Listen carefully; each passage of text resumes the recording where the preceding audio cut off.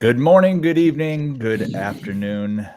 Welcome to the Metaverse Nomad podcast, where the Nomads discuss the latest in our favorite play-to-earn blockchain games. The Metaverse Nomads collectively lead a Star Atlas gaming guild called Rome, who is allied with the ONI Faction. Today we have some industry news, and we'll continue where we left off last week on Star Atlas. Please like and subscribe. The Nomads are here every week at the same time and same location. Joining me today are my fellow Nomads. We have Jesse. How are you doing today, Jesse?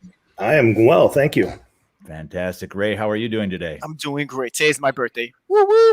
Very good, very good. Happy birthday. Thank you. Bonafide, how you doing? I'm doing great. Happy birthday, Ray. Thanks a lot, bro. I understand we have a belated happy birthday to Bonafide as well, Yes. so happy birthday to you.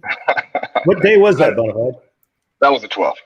12th? So 2nd to 12th and the 24th. 3 of us in October. Sweet. Wow. Nice. Should we run our horoscopes? What does the future hold? Yes, what does the future hold? Fancy, how are you doing today, man? Doing great. Yeah. Happy birthday, Ray. Thanks, guys. Thanks, Fancy. Fantastic. And we also have a special guest who will be joining us here in a little bit today. We'll wait for an introduction until he joins. But in the meantime, while we're waiting for him to join, why don't we get into some of the industry news and then we'll flip back when he gets in. So, Ray, how are we doing with Axie today?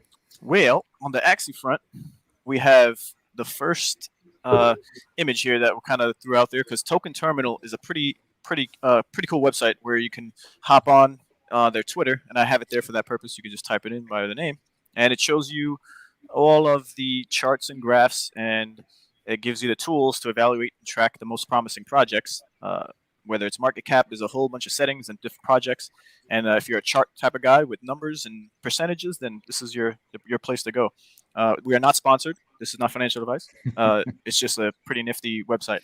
And as you see, there's different ways that you can see the growth and the size of different projects based off of the protocol revenue. And we have, Axie and Ethereum right there next to Axie Infinity right next to Ethereum.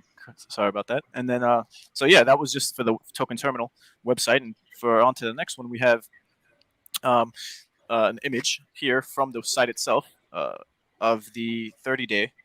And these are just the top dApps on and blockchain-based cumulative protocol revenue, and it has 30 days. If you go to max, Axie Infinity goes into a third place, and Filecoin is second. So that's pretty interesting. Rick, can you go back to that slide before this? I mean, it's just, protocol when I see that, it just blows my mind because what you're looking at right there is Axie Infinity has more revenue than that entire bottom corner combined of all of those. And that's just one small chunk of what is now going to become, the blockchain gaming space. And it's just where this is going to grow from here, and how it just demonstrates how significant this space is, the market as a whole for blockchain gaming, and how Axie is kind of a pioneer leading the way. But that's just a sign of where things are going to grow. Absolutely. So yeah, continue on. Great points, Jess, because a lot of people, unless they see a chart or things of this nature, it doesn't really set in.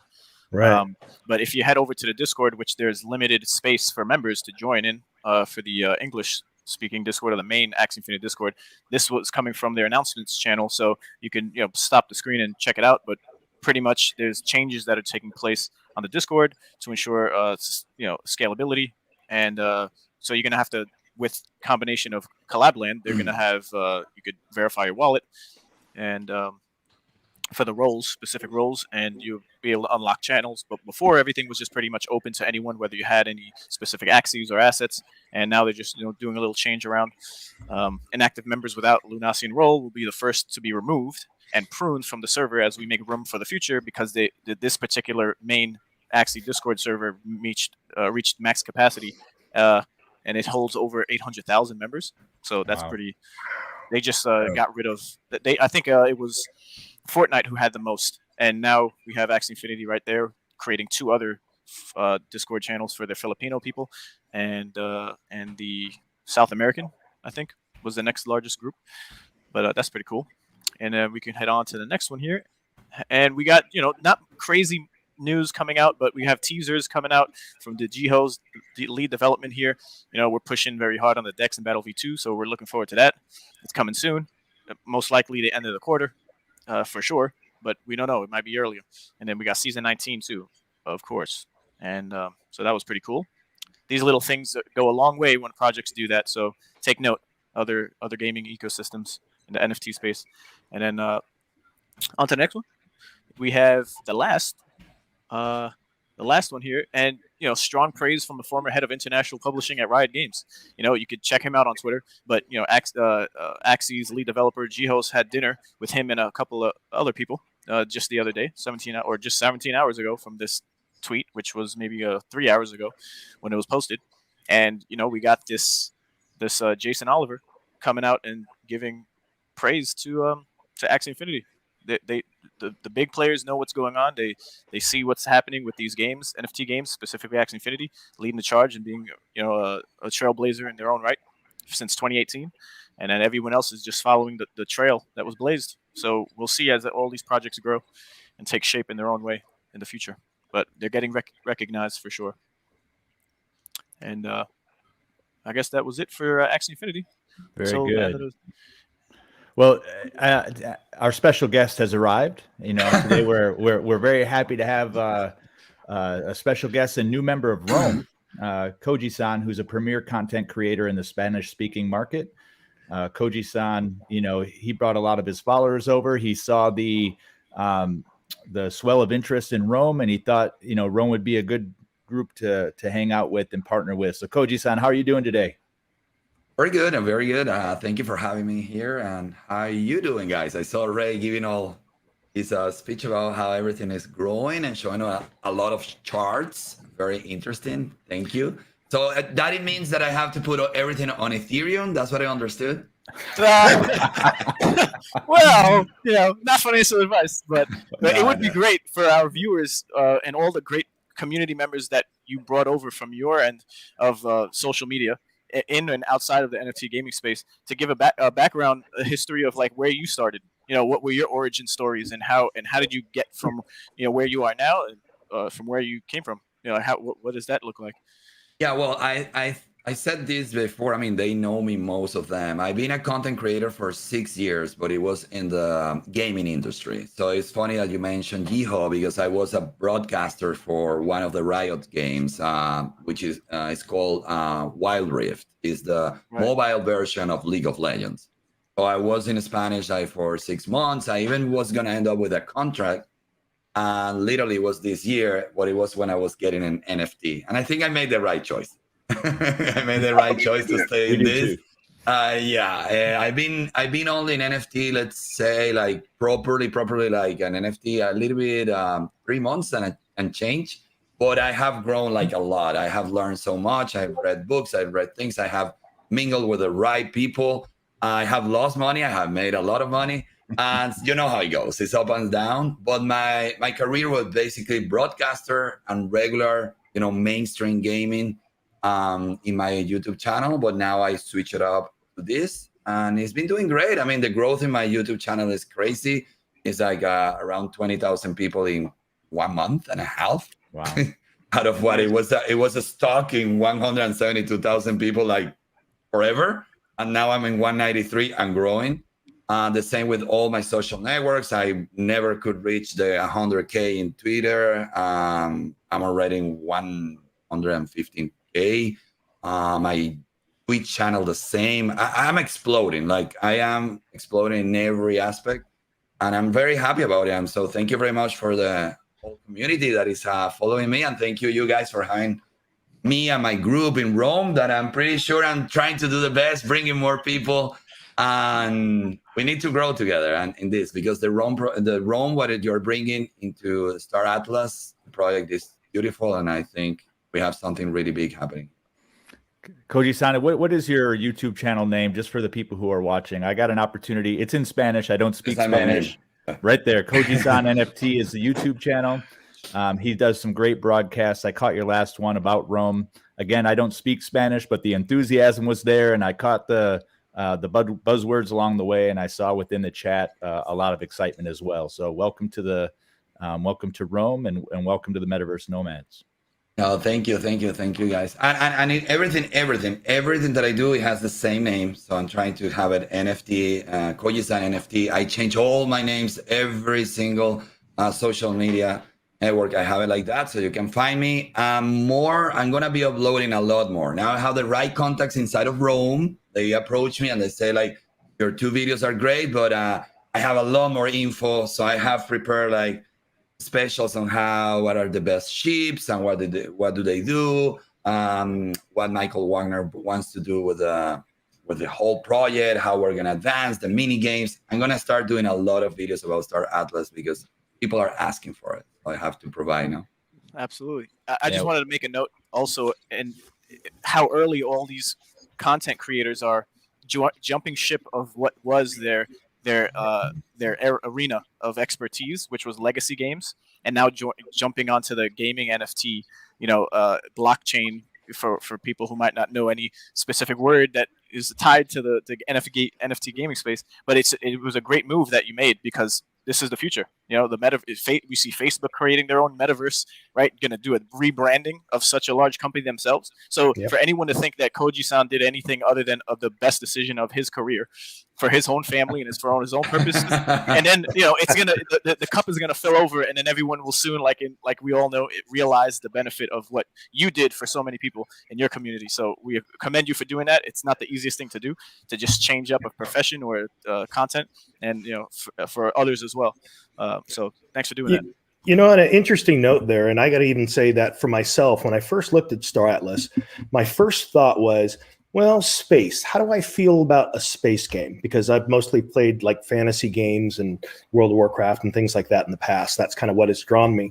But as I started to look and peel back a few layers, it began to occur to me, and this is something that's important for all of our audience to hear, and for those, even for your audience, Koji-san, is that what Star Atlas is really doing, even if you take space out of the equation, is they are building the infrastructure for so many future games to plug in, and meaning like they are economy first. They've got a financial layer. They've thought that part through. Like, what does the economic structure for people to interact with each other on blockchain look like? And then how do we make it so that people can actually play to earn by incorporating guild structures and DAOs and DACs within the ecosystem itself? So that in of itself is going to present opportunities where, and I've said this before in this show, where in the future you may be able to get in your ship and go to a world that is Axie, or go to another world that is another game. They're laying the foundation for so many things that can later be built on top of it. And they even speak to it that way, that at some point, the DAO that they're building, the master DAO, can actually have such governance that they can be voted out of future development down the road of the game, because they really want this to be this open source, decentralized thing that the people are building. Absolutely. And just to piggyback off of what you're saying, there's going to be a game called Nifty Island coming out, and they're going to have islands, and depending on how many tokens you own of that game is going to be determined of how large your island will be. And then it's going to be a cross IP type of situation where you have NFTs and you could throw them up on your museum wall if they were just generative art projects, or if they're characters, you can equip them with their own weapons within the game, and you could see your own Axie playing, in a different game altogether. So this is definitely going to take place, and it's just exciting as we see like sandbox companies like Atari buying big plots of land, right? We see all these things happening, and you might have even heard of some of these games. But if Star Atlas is the first one that you heard of, and you think this is too far fetched, then just believe that it's happening already, and you just might need to hang around a little longer and to understand it all. But it's promising. I think one of the challenges in the play to earn and NFT gaming space is really that a lot of the games are coming out cross chain. So you've got Solana, you got Star Atlas, you've got Axie on Ethereum, you've got some other projects on their own Axie chains, protocol, or Axie protocol, but it's ERC20, right? So you've got Gala doing their chain, you've got Dapper Labs doing their own chains. It's really going to take one developer or one visionary to kind of bring all those chains and find some way to do cross-chain movement. So if we can get from Axie into Star Atlas, or Atlas into Axie rather, without having to click out of one metaverse and go into the other, and we can just walk through a door, that's next level, right? That's Ready Player One, in my opinion. And I think we're going to get there. I think we're still a ways out from it, though. We got to get some established. We've got Axie; it's very established. It's doing great. We got Star Atlas on the horizon. We got some others like Illuvium coming. We got to get those in place before we can start creating the wormholes or the bridges between the worlds. But it's going to happen. It's going to happen at some point. Maybe it'll be something like, with all these different, as you mentioned, the different protocols, maybe it'll be something like, when you walk into a casino, like you get a bunch of chips and then eventually you cash out to get your fiat currency. So maybe when you enter a world, it's based on whatever currency you're able to put up as a collateral. But then once you finish that game, you're able to kind of cash out those chips back into whatever currency that was. There's going to be some funky bridge that sits between all of these somehow. Well, you're going to have to teach me how to cash out those chips, Jesse, because I end up leaving them all at the casino. One of my favorite things about all of these worlds possibly being together is just imagining like a spaceship flying past and there's somebody actually in it, even if you're playing like a medieval fighting game, just seeing aspects of like the larger metaverse within like other pieces. I think that would be like really, really cool. Yeah, on that note, maybe bringing it a step back, Koji-san, I do have a question for you. So within the short amount of time that you've been in the NFT gaming space, what are your opinions so far? Out of all the different games or the projects that you might have went in and out of, you don't have to mention any names or any personal tragic experience unless you want to. Are you sure you don't want to? I have one main tragic. I won't say the project. All my followers know about it. What was my mistake? Like it was thousands of money oh my god, don't remind me that one. I gained it back through other. So first of all, the advice that I always give, and we all know the idea here is to get in any of these NFT games early and do your research. I mean, try to go to a project that at least you see the faces of the developers. We get in these projects that is whatever is Jack Ryan is and he doesn't say anything about him. You never listen to a voice. And we go into that. Then the partners, they have no partners that are getting in all of these NFTs. But what I'm trying to say is so many scams that is not even funny, is dangerous, is a lot of risk involved. So I would say research. Your YouTubers and content creators, they don't know it all. And probably most of them are being paid by these companies to produce content. So be careful. I'm not one of those, I promise you. And if I do, because I have done one that I was promoted, I told you so. And I told you they gave me this, the coin, and I'm giving you the coin to you, and I'm being promoted. So that is what I have learned about this. Basically, my advice is try to get early. There are many launch pads going on that you can get early. You put your investment there. It's kind of an staking. The staking gives you the right to buy the IDO, the IGO, the INO, whatever you can buy early. And those are going to make your money back. You always get an X5, X10, X30 if you're lucky. That's what I keep telling my people. And then go for AAA projects like Star Atlas, like Axie Infinity, like Illuvium, things like that, that is a sure bet, but maybe the ROI is not going to be as fast as people are looking for, because that's what I tell my community. You guys want to put $100 in and you want to make 1,000 at the end of the month. That doesn't exist in the real world. It happens quite often in NFTs, sadly, but it's destroying our brain. I think people are getting the wrong impression. How is this? This is a business and we have to take it that way. If you get a 10% ROI, monthly, that's a lot. Right. You're doing great. Yep. So that's all I want to say. So that raises an important question that I think is going to come up for a lot of people. And I'd be curious your take on this, Koji-san. So because you can get launch fever, meaning like there are more launches than a person can even keep up with now, and you can spread your attention so thin that you're just all over the place. So it's usually good to kind of develop some type of checklist. Like, what do you look for in a project before you say, okay, I'm not going to pay attention to those, but this one's interesting? What kind of things grab your attention?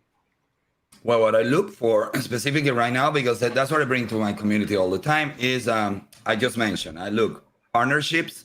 Mm-hmm. I try to look to certain partners that are important. Not those fake ones. People come and say like, oh, PancakeSwap is my partner. No, it's not your partner. You're gonna be used. No, it's not your partner. So be careful with that. First of all, so real partners, I try to look at least for 1 or 2 big names that they have on their end. Then the very important that they show me their faces. There is a LinkedIn, there is an Instagram, there is a Twitter account of the developers and everybody involved. Also, in my personal opinion, for me, it's very important if you have a big name as an advisor that is actually put the face. Like, for example, you go to certain games, you might know him. You go Alex Becker and you see that he's named in one game. Whether we like the guy or don't, but I mean, it's a big game. It's a big name. Yeah. And when he puts his face there and he's gonna be retweeting about that project every week, Reputation is important. So right. that's more specific into it. And then after that, but that's my personal take, is about the projects. If you are going just as an investor, how early you got in. So for example, you come to me right now and let's talk about Star Atlas. We're very early, but at the same time, is there gonna be any ROI immediately? We don't know. We're waiting for the mini game. And that, so if you really want to see a return on your investment, like kind of quick with the Star Atlas, the only way is to buy the NFT when it's coming in the pre-sale, using, like Ray taught me, with Radium is the name of the DEX. What is the name? Decentralized exchange. Yeah, it's called Radium, no? So put in your order there, trying to do it, and then put the NFT to sell in an extra 10 or 20% and make some money. Besides that, right now you have to believe in the project. So that's another point, very important. Where do you want to be and what you're looking? And at the end, I'm very visual person. I cannot believe, I go to these projects that the website looks like crap, like everything looks like crap. I can't. I really believe, I know there are some ones that they show something beautiful and at the end there is a scam. I have that odd, but it doesn't happen quite often. I prefer something that is beautiful. And that's it. And then what you want, you were mentioning, Jesse. I mean, you are into like science fiction, right? You like this, the space and things like that. Me too. That's why Star Atlas is like perfect. There are people that like card games, people that like shooting games. So also you have to put all that together and then realizing that the type of game you're getting into it, you like it. Because I think we're going to put our passion into the game if it is something that we really enjoy, even though we're going as an investor. Yeah. If you invest into something that you like as a game, I think it's a success right there for you. I'm talking about. So that actually brings up a couple more questions that I have for you. One of them is like, what was your favorite game of all time in the past? I'm a MOBA gamer. MOBAs is my passion. That's why I was a broadcaster for those. So it has to be. And I already found one that is coming. That is it's a copy of League of Legends and an NFT game. I'm going to make a video soon about it. So maybe that is the lead into the second question I had for you. And that is like, if the perfect game in the blockchain space could be created for you, if the developers came to you and said, man, Coach Sam, what's the game that you've got in mind that you want us to develop? What would that game be? League of Legends. Yeah. And, And I mean, that's why when I got into the call, you were talking about Yiho meeting with Riot. And I was like, oh my God, they have to do it.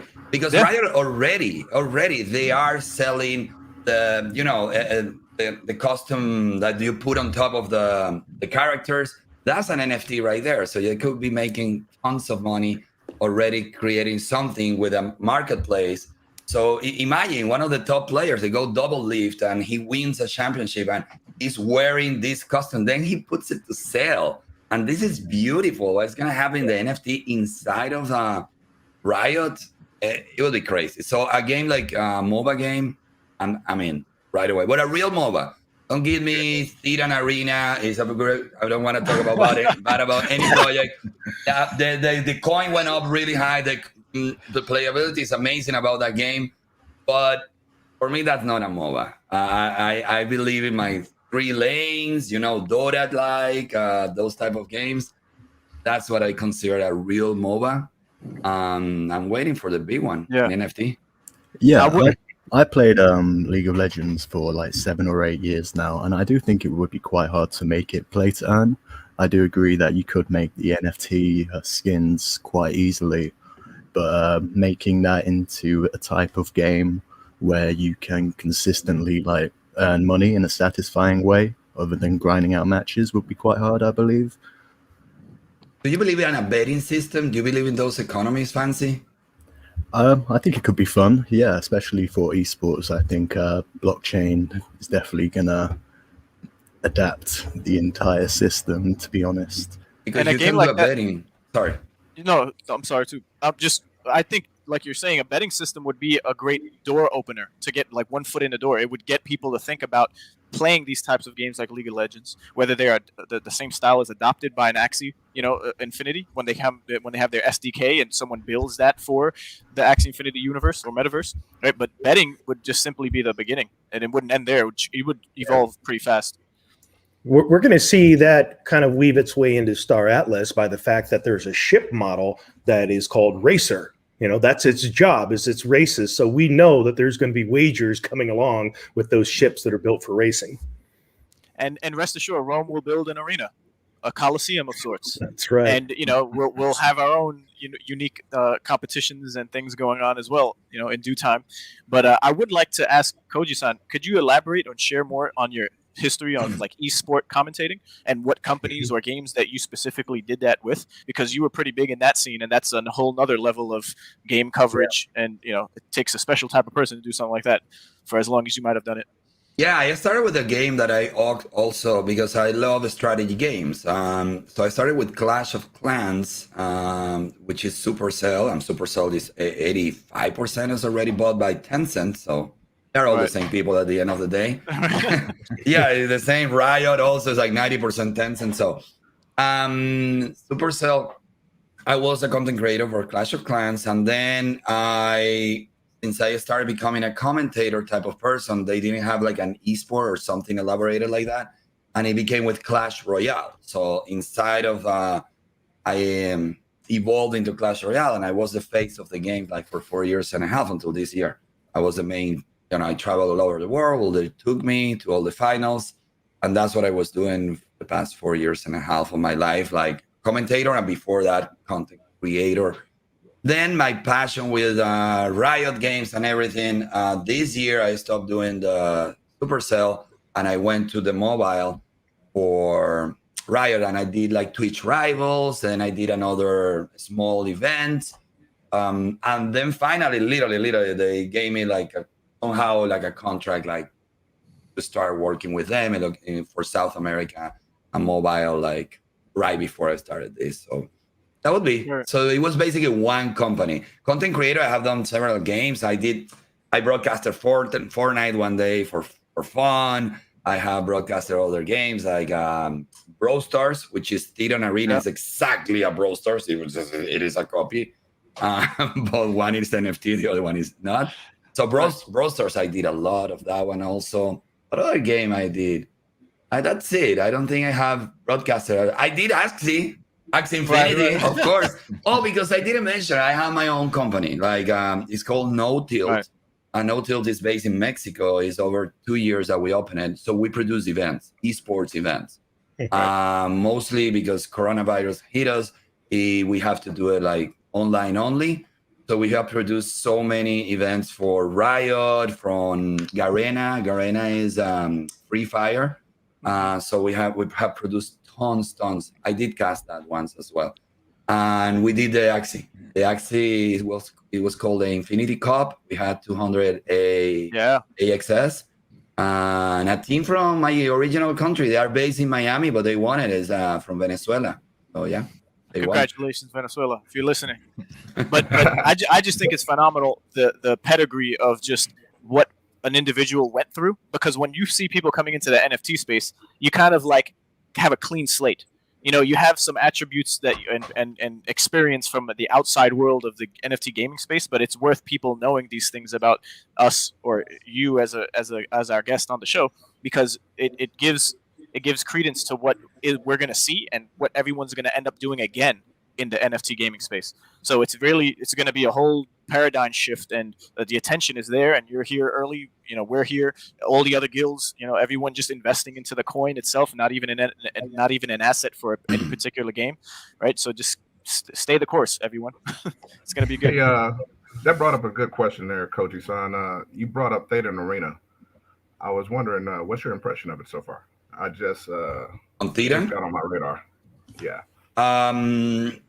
Well, if you want to go for the coin itself, right now we might be a little bit late. I don't think we would buy FOMO right now, in my opinion. But the game itself is great. I was just stubborn with it. I could have been extremely early on that game. But the thing is, like, it looked like Brawl Stars, and I was never a fan of a Brawl Star game. I'm sorry for saying it. So again, this is one of the aspects that I say why to get in a game, on an NFT game. When I got to the process, do I enjoy this type of game? It was a big no, so I didn't want to get in. I mean, as an investor, again, I made a mistake. I would have been really early. I would have done like an X10. But well, that's a price to pay. And there are so many opportunities coming that I don't mind. But you're asking me about the game itself. I like it. I like the partners that they have. I like what they're doing with the game. I know with my community, the hype that it has is huge. And they use one of the biggest YouTubers, his name is Willy Rex, to promote the game and exploded. He has over like 40 million subscribers, so he's huge. And he did a video about that game. So that would be my impression. Awesome. So thanks for sharing, and great question, Bonafide. And it kind of just reminded me of how easy a project can grow its user base from having basic earning capabilities for a token. It could be any token, any name, but as long as the mini game or the actual game is developed and it's coming out, there will be hordes of people that are going to cover the game and then also join in to potentially earn. But what amount of money are we going to be making is to be seen. You have to go into these individual projects and figure it out yourself. Time versus playing and earning. But the demographics here, I wanted to make a point about with your audience versus maybe the Western audience, right? Everyone in the, everyone has a different amount of money to invest and a different risk to reward, ratio here.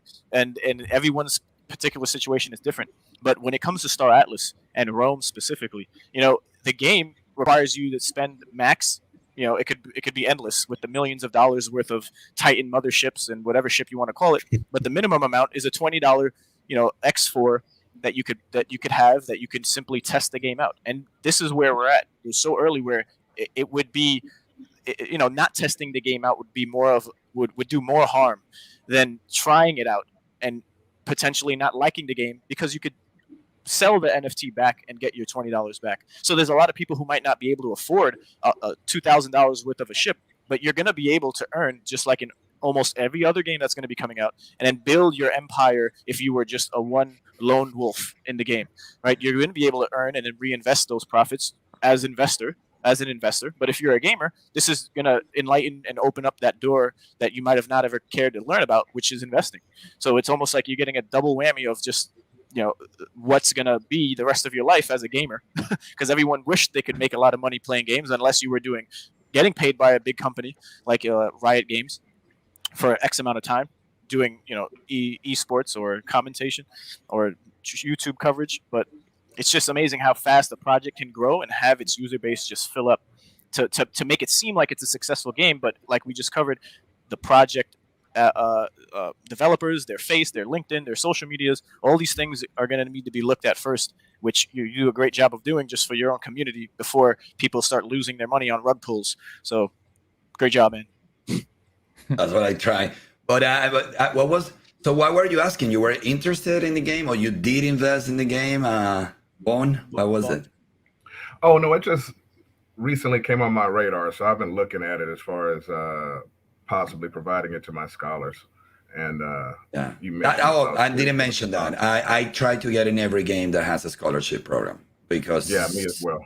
I love providing for my community. Specifically, most of them they're in South America. So I am from Venezuela. So a Venezuelan making $100, I can save their lives. Yeah. So for me, that fulfills my day. That just knowing that.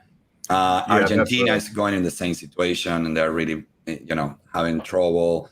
Colombians as well. So there are many countries that really, then you go to, Chile has like a stronger economy and things like that. Maybe they don't need it, but it's still, If you can make an extra $200, who doesn't want that in South America? Right. So that's why it's funny when I see you guys and you try to approach. I'm pretty sure if we look up really, if there is any Axie Infinity American with a scholarship, even Bryson, that he gives like 70% for their scholars, it is nothing. I mean, an American, you tell them you have to play 2 hours a day, and I'm gonna give you $200 at the end of the month. They're gonna say no. I mean, it's that simple. But in South America, they go like, "What? Can I have 5 scholarships? I mean, can I?" Yeah. So that's why when you were mentioning Ray, you made a comment about like it's amazing the range that you can get into Star Atlas, and people can try it. If you go to my both videos, the first video about Star Atlas, it has almost 25K views already. And it's because I put a big clickbait, but it wasn't the truth. They said, I don't do clickbaits. It's the truth. I said, like, you can get in for $20. So it's a big $20. Exploded. The next one is only 5,000 views, which is the good one, where I explain how to get into Rome and why we're the best and whatever. 5K views. And I go like, okay. So should I do more clickbait for the next one? Algorithm hiccups. Well, also, I had an issue. Yeah. I figured out that I posted in the wrong time. The algorithm was a little bit wrong, but I mean, the algorithm kind of screw you like 50%. No, like my video went to. 5,000 for 25,000 is a huge difference, and I assume it's many things involved there. Kojitan, I have a question for you about the broader Central and South American gaming market. What's special or unique about that market that you see different from maybe the American market? That one. Just the money is the issue, and the way they see things. Like, I'll mention the game that I lost a lot of money because I was an idiot because I didn't see it as an influencer. It was my first game. It was Axie Infinity, and it's called Plants vs. Undead. I hope you never got into that, but it was it's still a scam. It's still scamming people, but it works. I don't know why people still getting it. And they they have an audience of over like 2.5 million people. So it's huge. It's huge for an NFT that has failed. And they did the typical trick, which was, I'm going to give you NFTs for free, and I'm going to give you an amazing ROI. So you get in with $100. After 2 weeks, you have 1,500 in your wallet. So that's what they created. It was obvious that it was going to fail. I saw it, but I got convinced for other people, whole, and I lost money. And the game already did what other game that is called Crypto Blades did, and they created a different game, and you can transfer your NFT from here, and then I'm gonna take more money out of you doing a semi-rock pool, whatever they're doing. And I don't know why people keep following it, but yes, these people created a next one. So that's the thing. When this got big, they got really big in South America with Axie Infinity 6 months ago. And you know what the ROI was at that point. It was huge. People in South America with a scholarship giving you only like 40% or 50%, you can make over $400.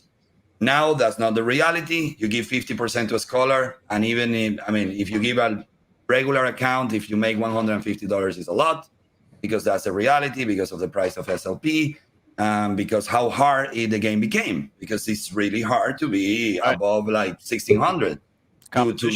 Yeah, the competition go hard. So with this said, the other game that was huge was that one, Plants vs. Undead, and they are like used to that now. I go to my channel, they come like, give me a better ROI. I don't like that game. What, 20% ROI in a month? No, what a scam. No. And I go like, oh my God, please, you have to learn about investment. You have to learn about finance. I try to teach people, but it is hard. So that's the main difference. I think in America here, we want a great opportunity. We want to take advantage of those ROIs, but we know it's not easy. And we know there is so many scams that the odds are that we're going to fail 10 times until we're going to hit one that is going to give us an X50. But the other 9, we lost it. Right. They don't see it. In Latin America, they don't see it.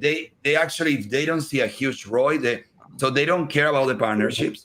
They don't care about the developers. They don't care. They go for the ROI. Literally, they come for the ROI. For Star Atlas, they just ask me, ROI, tell me how much money I'm going to make. But it's the best game. But Michael Warner is a genius. No, give me the... But look at the people that is involved. No, I don't care. Give me the ROI. And I go like, then this is not the game for you. So that's the main difference, man. Money.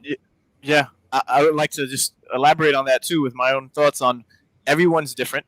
As we see clearly here, I know you're not generalizing all of South America with every person who lives I there. have good No, investors. I have a lot of good investors. That's what I'm saying. But the day in and day out of what you do, you see more of this type of attitude and thought process than just who are the developers, who are the people who are behind, and the partners and the advisors, right? In the West, we might have a different way of going about it, but all of these, every game is going to basically be a like a cookie cutter going down the line, and it's going to be a replica of all these games that built and have some type of success in years or days before, right? So all of these non AAA games, because they're not, even for example, a project that I got in early on was Crypto Beasts.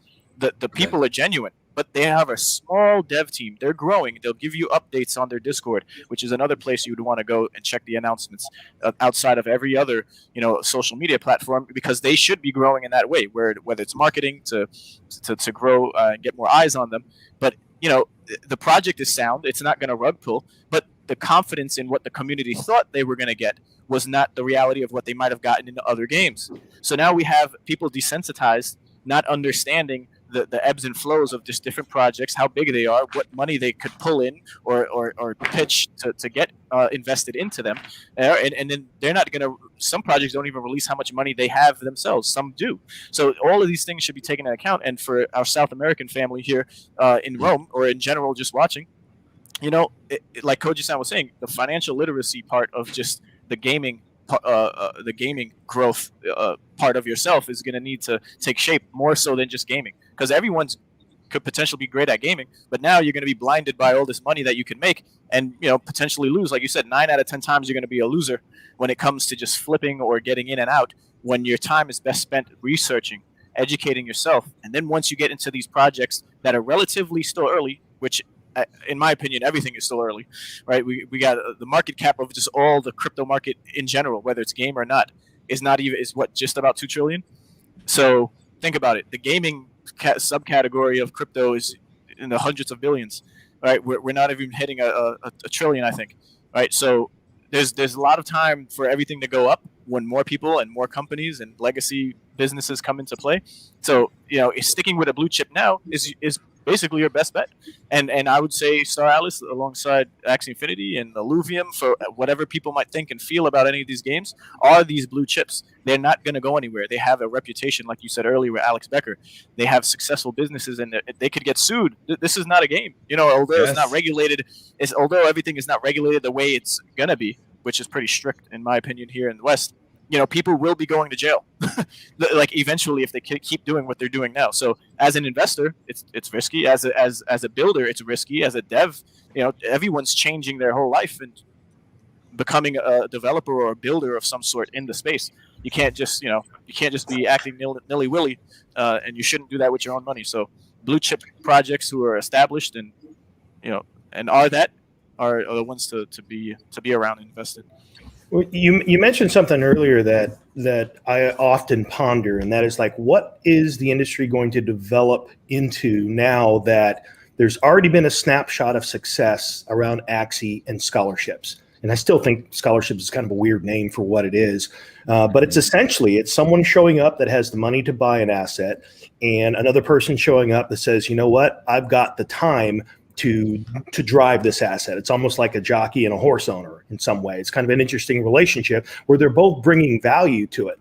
And so because now there's a working model that is proved out that in a grand scale that it can do well, you're going to see so many other types of games come to the marketplace and try and do something similar. Simply meaning that there's going to be some contract system on blockchain that makes it so that you can rent out your equipment. It's going to make it so that you can pay, because right now, even with Axie, there's still a lot of trust involved. My scholars have to trust that at the end of the time that they provide their portion, they do their part, they have to trust that I'm going to pay them. So at some point, there will be some contract system in place where that trust doesn't have to exist. So these is the early stage, but eventually we're going to see this evolve more and more, where it's going to be a regular part of the value exchange as blockchain gaming develops.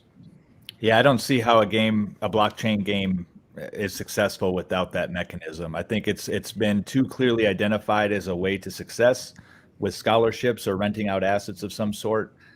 And everybody wants it. And we see some games that are probably pretty good games that don't have that mechanism, that won't get the traction. They may in the countries that have the wealth to play them, but they're not going to get the traction in the countries that don't have the wealth, similar to what Koji-san was saying down below. And I want to pivot a little bit, Koji-san, because I want to ask you a question in reflection of your experience as an esports commentator. If you think about Star Atlas, and Jesse brought up racing, in a game like Star Atlas, where does esports show up? In a game with the Star Atlas esports, I cannot see it at the moment until it develops more. To be honest, I'm trying to figure it out because since I was a gamer, I know the times of EVE Online and things like that. How could you make it an esports? It could be a strategic fight specifically. Actually, would be a great idea. You create like an arena, and the arena we can have 3 against 3 with different battleships that are in the same price range or something like that, and you create a strategy and you make it even more difficult. You cannot use like NPCs. I mean, like computer-based working for you. You have to bring inside of each ship 3 people working with you, and you have the engineer, you have the fire commander, and the driver, something like that. Super like crazy idea, and that would be awesome because that you are in a different level of competition. It's not anymore, not even a MOBA that it could be 3 against 3 or 5 against 5. If you go the traditional, it's not a shooting game that is one against. This will become like a team fight. We're talking about. But it's structure. I mentioned EVE Online because that cannot be an esport. That wasn't a structure. I mean, fighting for 31 days, millions of dollars lost or whatever happened in the 2 fights that they had is not the comparison that I'm going. I'm saying something structure. Like we are going to create an arena between these latitude, longitude, whatever we're here in the space. This is happening. Come, bring your teams. And we have a broadcasting about it. Like, the hero, the hero's coming from the top. Look, the lasers are hitting in the back. Oh, amazing explosion. Yeah. Oh, my God, I can imagine that. I get excited because I'm a broadcaster by heart. So you're getting me excited. It could be. I mean, thank you for pointing that out. I just figured that out in my head, trying to pop out ideas. And when you say that, the thing that came to mind for me is that one of the coolest experiences I had in VR was the Star Trek. I don't remember what it was called, but it was basically there was like the flight deck. So you had a person that was in the captain's chair, a person that was like engineering, a person that was on like shield and weapons, and so it was 4 people, and you literally had to work together on these missions. Now you take that and put it in a team environment to where they actually have to command a ship like that. Man, that is something pretty amazing to watch. Teams go at it with ships like that, just as you mentioned. That I would pay to see that. That's pretty cool. And this is Koji-san, where you see us get all excited and start running off in a direction. Because I'm going to take that idea, Jesse, and say, as a broadcast, right? You put people in the VR helmets where they can switch between each person and see what they're going through in an esport environment, and then you have somebody like Koji-san just giving that super passion behind the scenes and kind of walking people through it. I do see something big here. An arena doesn't even need to be a structure. It can just be a piece of space, like Koji-san said, that has, maybe one guild is there just to defend the space and keep people out of the arena, so to speak. And now you've got these people going after each other. I have it in my head now that we need to do this. I really think we need to do it. Maybe Rome can create this. Yeah, right, yeah. And you can see them talking it up even before the event, like, man, this team here, they got one of the top rated engineers. He's got 1,200 battles under his belt. You're just like, I can see it already. I can see it. Yeah, there could be. I see Star Atlas growing even way faster than they might think they are if they focus after hopefully what they're doing now. They said there's going to be racing, so we don't know what that looks like, but I'm pretty sure that if they hear this or we reach out to them or if they already might have planned it, right, we're going to see something like this, because esports commentating and getting people involved and intrigued early on is what's going to help the game grow. So this is just a simple evolution of what I think is going to take place, and it's going to be amazing just to have. And we'll push the envelope too, because this is what really gets people riled up. You're going to be able to earn by battling your ships, and maybe you don't lose your NFT, but you'll lose all the money you put up because not everyone is going to be able to afford to rebuy. But there could be a different level of a mini game in Star Atlas where you can put up your NFT and it would get burned. So there's so many things to do that it would be amazing. The flexibility of what could be created when it comes to games and being and helping the esports side of the world of people commentating, and it's gonna be good. And people will wager on the outcome as well. Yeah. That's a different way of the wagers. There you go, the betting. One thing we haven't talked about with esports is how a lot of the characters do have weapons on the character. Oh, it's true. Look. Yeah, so we talked about how there's going to be like ship combat, but there's also going to perhaps be like a first-person shooter type thing. Mm-hmm. I think it'd be quite similar to Battlefield, perhaps, where you're like getting in and out of ships and using like all of the environment to your advantage. Yeah, really. You're getting airdropped. You're getting airdropped out of ships, and you just playing the ground game, and then ships wouldn't even need to be involved because you can have your own weapons. You can upgrade those. Right? What does all that look like? Pretty cool. Well, you know, in America, we have this idea in some of the. If we could take that picture down, Fancy. In America, we have this idea of racing for titles, right? So people take their souped up cars and they race against each other, and the ultimate bet is if you win, you get the other guy's car.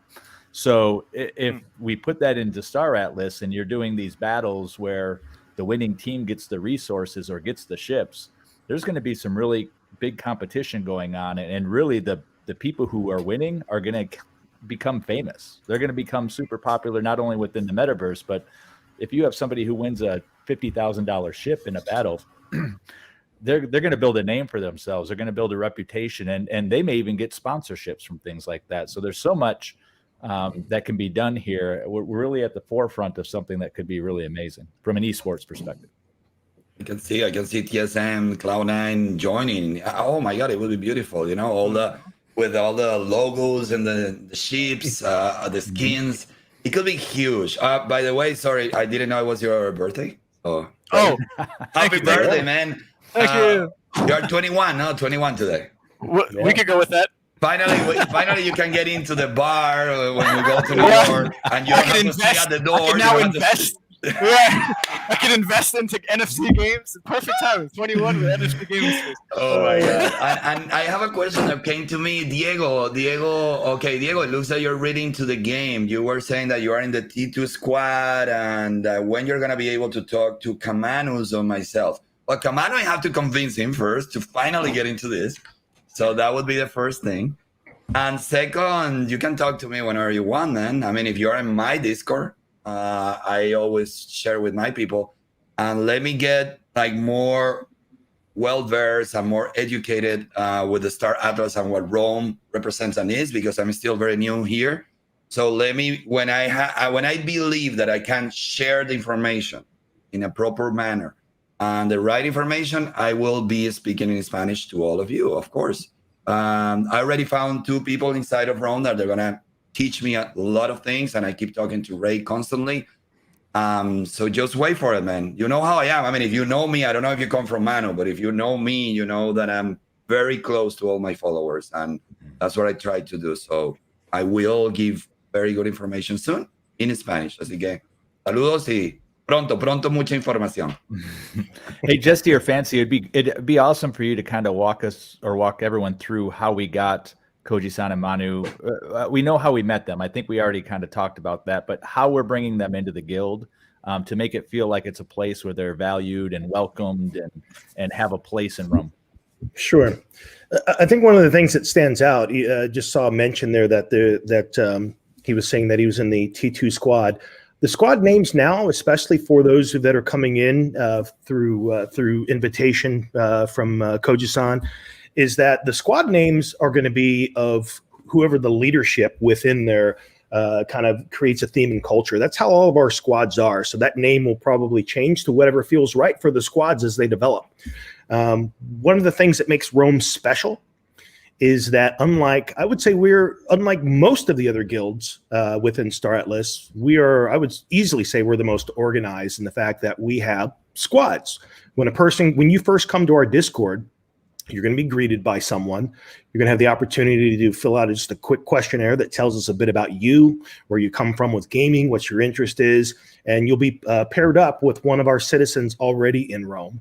And then as you come into one of the squads, that's an opportunity to kind of get more of a feel about Rome, the culture within Rome, and how you can participate within our guild as a whole. So our guild is structured, and what that means is that as the game opens up, the mini game, and then later the future game of Star Atlas, that means we're going to be positioned collectively to be able to take advantage of opportunities that other guilds just can't. And so that's what we're all excited about with our structure, and also with all of the new folks that are coming in, because we have a very structured way to bring you on so no one feels lost or left behind. And I think it's fair to say that, this is a great example of what can be accomplished internationally, right? So we've got Koji-san and Manu bringing their people in and really celebrating the game and their community for that matter. But we know that there's internationally, there's other groups out there who are looking for a home as well. So if you are somebody who's, in Turkey or in India or the Philippines, and you've got a gaming group that, you don't know too much about Rome, or about Star Atlas rather, and you're interested in playing with people who truly believe in the international aspect of the game, reach out to us, because we're more than happy to have you and help you set up and get successful in Star Atlas as well. And now I'd like to extend that invitation. You cut out, Ray. You're out, you Ray. lost him? Yeah, we can't hear you, man. We can't hear you. You can't. Right. I think he gets it, man. You get it? Yeah. It's gone. Thank you for participating. It was nice meeting. Oh, you're muted, but no. Now you mute yourself. You're muted now. That's the issue. Hello. There you go. There you are. Okay. If you hear you were saying? Go. We can hear you. Go. I think we can hear you now. Hello. No. Yeah. How about now? Yes, Say yes, words. Yes, we can hear you. Yes. We do. Okay. I see nods. No. We can hear you. We can hear you. I cannot hear any one of Let me you. nod. We hear you. But Yes. okay, if you hear me, the invitation is extended to anyone. It's little technical difficulties here, but the point still stands. We'll have the manpower. We have the structure, right? So if you guys are interested, there's a lot of guilds that are out here with their DAX, and they're flaunting almost the amount of money that they've accumulated from their community, or what they have from an outside source of some sort. And it's all great, and I'm happy for everyone who's growing in the space this early on. It's just that there's a lot underneath the surface of all that money, and the accounting and managing of all that is something that's going to be needing to be paid more attention to, other than just the community that you have to build to have any of that money invested see a return. So that's just my 2 cents on all that. But if you're out there and you're interested in a guild, come check us out, join the Discord, ask any questions, reach out to a council member, and we'll definitely help you out and talk as long as you need. We're here. Guys, I have a question regarding Star Atlas, if you can answer me. Since we're going to be so international, we're not talking about only Rome, I'm assuming this is going to be a 24/7 type of environment and game. So if I own a ship, like the expensive one, the Calico right now, they're going to be more expensive. So it can be used 24/7, no? If I rent it out or give it to a crew to utilize my asset, am I right? Well, Absolutely. we have limited knowledge about what the future, the full game on Unreal Engine will look like. In the interim, we've got the mini game that's coming out. And so that's going to be based off of missions that are assigned to you by a mission giver in each of the factions. So there's going to be like 11 of them. So essentially you go to this mission giver and they assign you this mission. And the mission is probably going to be something like, you need to go take these goods from point A to point B. And when you do that, you're going to get X experience points, maybe an NFT item, maybe just paid in Atlas. So initially it's going to be push button to go make the mission happen. So that's the initial phase. And then eventually they're going to roll out more and more of that. So we don't know fully, once the game gets to the place where it is the fully immersive game that you can approach it a bunch of different ways beyond the mini game. So yeah, our knowledge beyond that point is quite limited at this point. Here's my take on it. We know that there's a distribution of Atlas that comes into the game through these missions and through these quests. And there has to be a finite amount of distribution each day, right? So they can't just print Atlas into infinity. They have to kind of control the amount of Atlas coming into the environment. That said, so there'll probably be an opportunity to use some sort of scholarship program there. But I also think it's very narrow focus to look at the game just that way, because as Jesse just said, we might need people to move resources from this system to this system, and that doesn't really generate Atlas, but it is a job that needs to be done. And there can be the opportunity to hire scholars to do that work for you. So it's less about just earning the Atlas, but also about doing jobs, right? It's not just about playing a game till you win.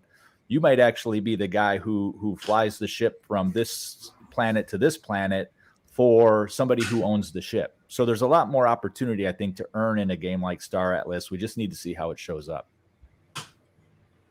We also don't know, like, to the extent of which things will be presented as an NPC. For example, we do know that there is a ship dedicated to being a bounty hunter.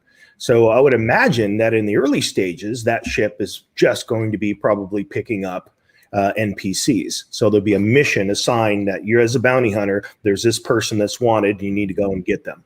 So there'll be different even roles that like that initially, but the thing that will evolve beyond that is once there's land sales and you can set up mining operations, there's going to be people that need to run those processes. So there's going to be lots of different ways that there, and the ways it stands right now, I would say that especially even within Rome, with the assets and things that we already have, there's a tremendous amount of opportunity for others within the guild to participate that don't have those assets, because I can't, even the stuff that I have personally, I can't run all that myself. Mm-hmm. That's one of the things that I'm really excited about. If we think about the people who are coming to the game to look for a source of revenue, right? And let's say you get a group maybe from the same school or from the same business or from the same town, and they all build kind of a team together that works on somebody's C9 capital ship or something, right? And over time, they're building up this skill. Not only are they working together and they're getting better as a group because they're a team, they're building up their own skill rather, that becomes sellable, right? So if you are a guy who's become the best, radar guy in Star Atlas, you're going to be marketable. And now you have a skill that you've built within the game. It's not just playing somebody's asset to get some revenue. You can actually go out and be an entrepreneur with your skill, right? You can shop yourself out to other people. Right. They're interesting questions, but I don't know the answer. Asteroid, did you see that question? He's saying that what's going to happen with an NFT? Let's say I'm in deeper space, I'm doing some mission and I log out, I have to get away. My spaceship is going to stay there and it costs a certain amount of money. What does happen to my NFT? Can someone go and do something to it, destroy it just for fun, and it's going to cost me money to repair it? Do we know anything about this? In the mini game, there won't be any risk like that, because in the mini game, you're essentially interacting with the system itself. So your ship is not going to be at risk. You will be subject to what they're calling the 4 R's. And at some point we do have a slide on that, where it's essentially you have to refuel, repair, feed your people. And there's one other one. I can't think of what was off the top of my head, but your ship is going to require some maintenance, but it cannot be destroyed. And again, just as a point of reference, you have the 3 zones: safe zone, mid-tier, and then deep space, which is the only place that your ship could be destroyed anyway. However, in the mid-tier, let's say that you have loaded out your ship with a tremendous amount of components, a couple of modules. Those things, it's my understanding, can be destroyed and your ship can be reset to 0, but you will not lose the ship, but you can lose value and time invested in the ship. Yeah, I think the real scary piece will be the people who live in deep space and have mining claims or things like that, because if those mining claims are persistent, you have to have somebody there to defend them 100% of the time, 24 hours a day. And maybe that's a whole nother business for somebody to kind of be the defense business for these assets. So I think there'll be some persistent assets, and there'll probably be some that disappear when you log out. I think initially there'll be a lot of people who fly, maybe out to medium space or out to deep space, but by the time they end their day, they're going to fly back into safe space just to make sure that they don't get their assets, their butts handed to them. There's going to be a considerable amount of defense that you can put in place. So even if you're not there to sort it out, I'm sure there's probably going to be crew or NPC that you can hire. There's going to be, even on your mining rig, you can put up probably turrets and things like that are auto defense that are probably going to discourage some people based on how much you put in place. So these are some things that have been hinted at, and so I definitely see that being something that that you can do if you own land or a mining operation that you want to protect. Yeah, so I think that the extra small and the extra small fighters, so the Pierce X4 and the Pierce X5, are going to be like the defense type of vehicles, because I'm not sure if they have warp, so they would have to like stay in the local planetary system. But the larger your ship gets, if you're able to warp back within like say 10 minutes, you could actually venture out quite far and still be like within that bubble of protecting your area if you have good enough intelligence, I guess. Do we know anything like time frame? I know the mini games are coming this year. When will be the first glimpse of like a Star Atlas like we can see in 2022? Do we know, or it's not even possible? It will be 2023, you think? So I think next year is definitely going to be the year for everything to start happening all at once. It's going to be hard to say really on exact dates, because all these developers, they want the flexibility to adjust on it. But I do get the feeling the mini game isn't too far away. And if it is far away, it's because they're adding more things to it. So the way they're approaching this that I really appreciate from having, from being a business owner myself, is that they are scaling fast with the number of people that they're hiring on the team, and their goal is to hit 400 to 500 within the next year. So that's a lofty goal for just bringing people on board. But they're not just looking to have everything built in-house. There's some things that you build in-house, and there's some things that are off the shelf that you can plug in. Now, Unreal Engine 5, for anyone that's following it, there's a lot of new technology that's being developed as Star Atlas itself is being built. If you look at things like MetaHuman, which is pretty amazing, or the nanite technology that's within Unreal Engine, these things are actually still somewhat in beta. So Star Atlas is developing on the fringe of technology that's actually available. So I think we're going to continue to see updates and things roll out as they create it. And they have, what also impresses me about the team is that they literally are approaching this from so many different angles. Like you'll watch in the foundation room where they'll talk about, well, that's something that's put on the economic team, the eco team that's actually working on, does that fit? Can we actually do this? Does it fit what we're doing on the economic layer? So they're approaching this from so many different perspectives, which is what you need to do, which is why when I look at other projects that really don't have any thought placed on the economic structure, it's like, how are you guys even planning to exist in the metaverse if you don't really have a solid economic foundation? Yeah, and I think it's fair to say we're always going to have something to play, right? So we're going to have the mini games, and I think in 22 they said they were going to have a web-based browser game that's 3D in nature, right? So I think they're going to have steps where we're going to see progress all the way up to the AAA Unreal 5 piece of it all. So I think there'll always be something for us to look forward to talk about. And I think what's really neat about Star Atlas is they really do listen to their communities. So early on when they were talking about this game, they were putting scholarship type programs farther out in the timeline. And now just recently, they're starting to talk more about that type of thing. Another thing that they had put farther out in the timeline, or even had said maybe a third party will develop, is guild level DAOs or DACs, right? So that was something that the community was really crying for and asking for, and now it's something that they've reprioritized. So they are paying attention. I think the community is a fantastic community. They have a lot of great ideas, and it's always great to see a dev team that listens to the best of the ideas that's coming out of the community. Very good. You know that there is a comparison with Star Citizen.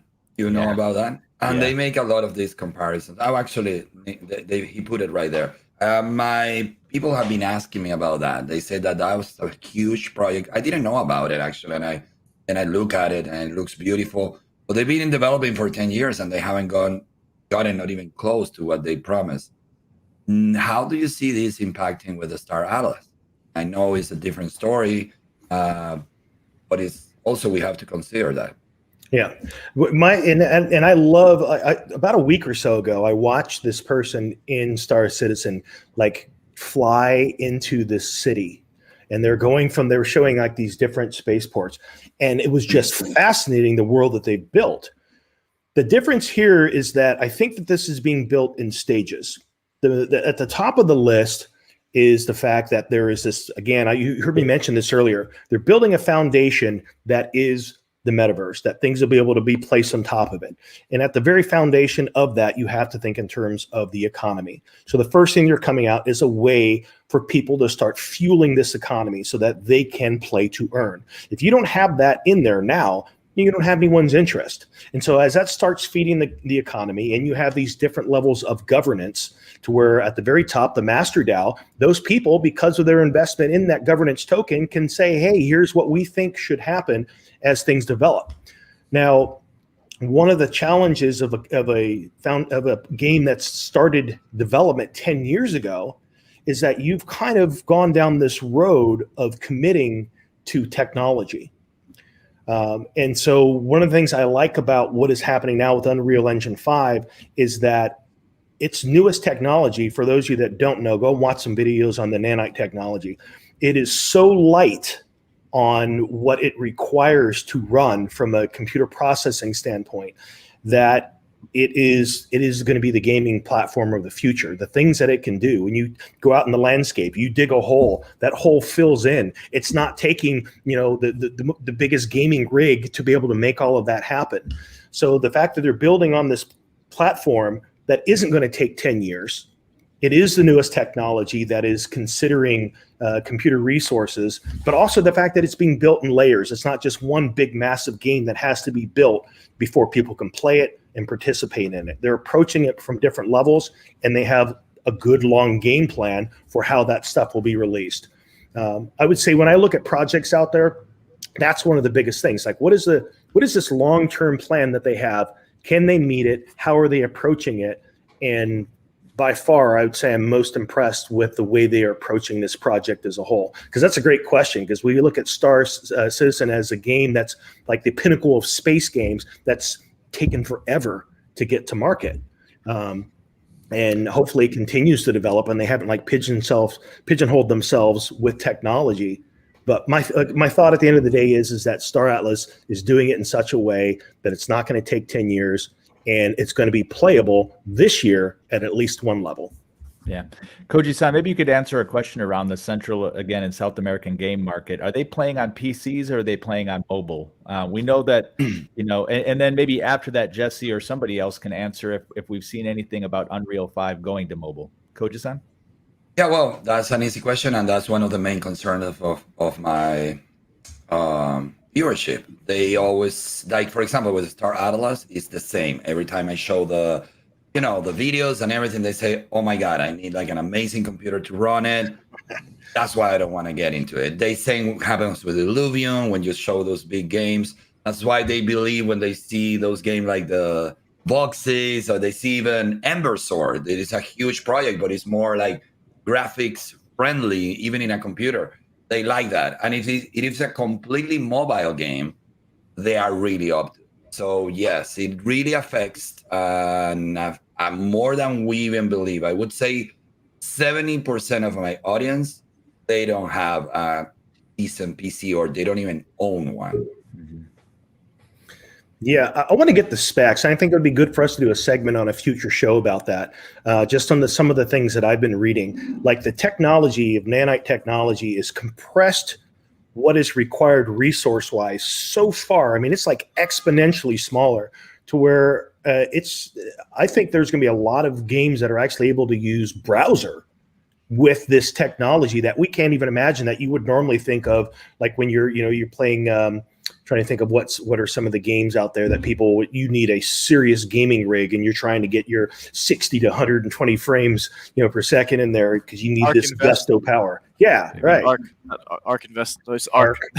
Arc. Yeah, on Steam. Yeah. I think there's an opportunity to continue to find ways to create businesses as well, right? So if we do have a game that's primarily PC based, the idea of setting up PC cafes in South American countries or maybe the Philippines, where the investors are actually buying the computers, buying the space, and truly having people come in and work playing the game at these places. I don't know the expense and the ability or the technology that would be needed in some of the other countries, but it seems like the right person with the right initiative and the right money could get past the phone piece and kind of solve the computer piece by making the investment there.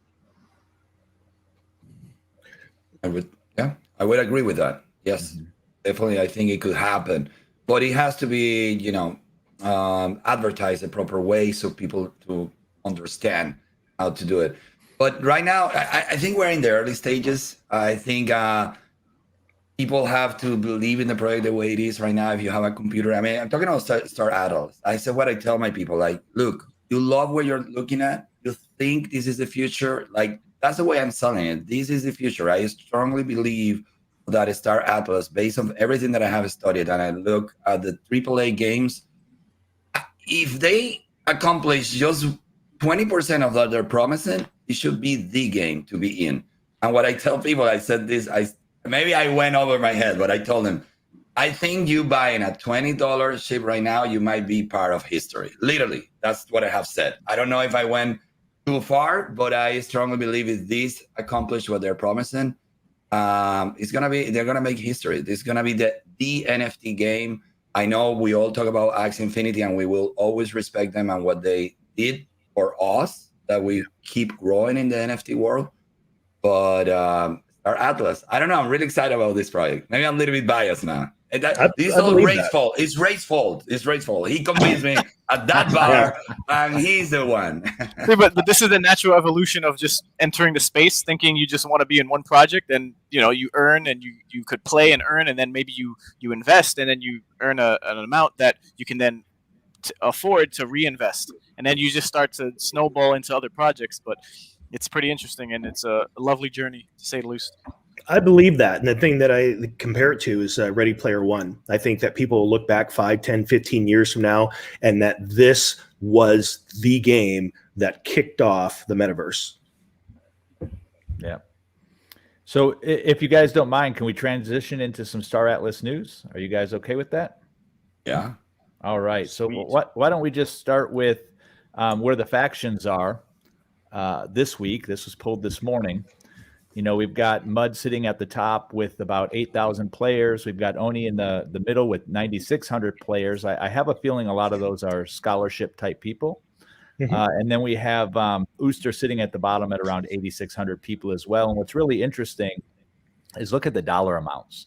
And I suspect, and maybe some other people can chime in as well, that there are some issues tracking actual value. We've got some people moving assets around to different wallets, and we also have, or at least personally, I've experienced some of my ships not showing up in my total. So any thoughts on the faction standings as they go? Yeah, I agree with that. Most of the week, I would say the overwhelming majority of my assets have not shown in there. And that's just, obviously, they're doing some adjustments on the back end. But when I look at this blows my mind to think that here we are, a game that's forming. There's $40 million right there before our eyes for people teaming up with 3 different factions. And this doesn't even account for the many millions that are into the governance token and the in-game economy token Atlas. So all things together, there's probably somewhere about $100 million already into this game. Yeah. On top of that, we have a bunch of people who haven't picked a faction yet. So you have a bunch of people who are still sitting on the sidelines waiting to find the right guild or the right competitive advantage of getting into the game. Any other thoughts on these rankings here? No, for me. I mean, it's very, I always talked about this with Ray, but there is one wallet that has 768 million. It's pretty it's not even close to the top wallet that you have in Ooster. So that's strange as well. Ray explained to me where it might be coming from, but well, the top 3 wallets right now are all ONI Faction wallets. They're ONI. Yeah, there's at least that's what they're showing, right? And we have some suspicions that this might be the most accurate data, and we also don't know if any of these are Star Atlas wallets either, right? That are holding some assets. Right. But it is interesting that we're seeing them as ONI. But what's also interesting in the middle there, the silver number 2 place, is a Star Atlas logo, which makes me wonder if that is a Star Atlas wallet, because I don't think that icon can be picked unless I tell you that icon exists for hardware wallets because you're not able to choose an icon yet. Yeah. So that's what my icon is right now because I'm using a hardware wallet. I can't select an avatar or a badge yet. Jesse, can you kind of walk through the hardware wallet issue? I know a bunch of people are transitioning to it. I think there's an opportunity for others to do it. I'm not there yet, but I know you've been going down that path. Yeah, I mean, so we hear all day about scams across the internet. We hear all of the different horror stories of people having been hacked and this and that. If you have a considerable amount of assets, it's just the best advice anyone can give you is to make sure that you're putting those assets into a hardware wallet, because that essentially means that it lives here, and unless you give an approval and authorization, it cannot be taken out of your wallet. And so one of the challenges was trying to understand is like how a hardware wallet will work in the future with Star Atlas. And there are some unknowns, and they will have to do some things probably to create a bridge in the future to allow all functionality. But for now, there's quite a few of us, and Star Atlas has acknowledged that they understand the significance of this, of using a hardware wallet, and they've even gone as far as to recommend, even though they're saying there's still some unknowns out in the future. But I would, it's just one of those things. If you have a substantial amount of assets, you want to make sure they're protected. Yeah. And I think the idea that people are moving, sorry, Bonafide, I'll get to you in a second. I think the way people are moving their assets around to multiple wallets now, it further creates noise in the total stats. It does. So we don't really know what's accurate at this point. It's the best we have to go on. Bonafide, what were you going to say? Before we get too far off, Rob Mega from the chat had a question for you when you were talking about your ship not being counted. Well, for me personally, I go in to something like step.finance, and sometimes a ship will show up there and sometimes it won't. And then if I go and look at Star Atlas, I'll see my value fluctuate, and I haven't bought any assets for my value to fluctuate a couple $1,000s one way or another. That's how I know. So I can tell you on my end that 2 of the top valued chips that I have multiple of, don't show up. When you click on leaderboard and you go to an individual wallet, you can click on that wallet and you can see their top 3 assets. I know that if you click on a bunch of them, the Calico Guardian will be missing, the Threpid will be missing, and that's obviously due to something they're doing on the back end of Star Atlas to probably make adjustments for what those ships do.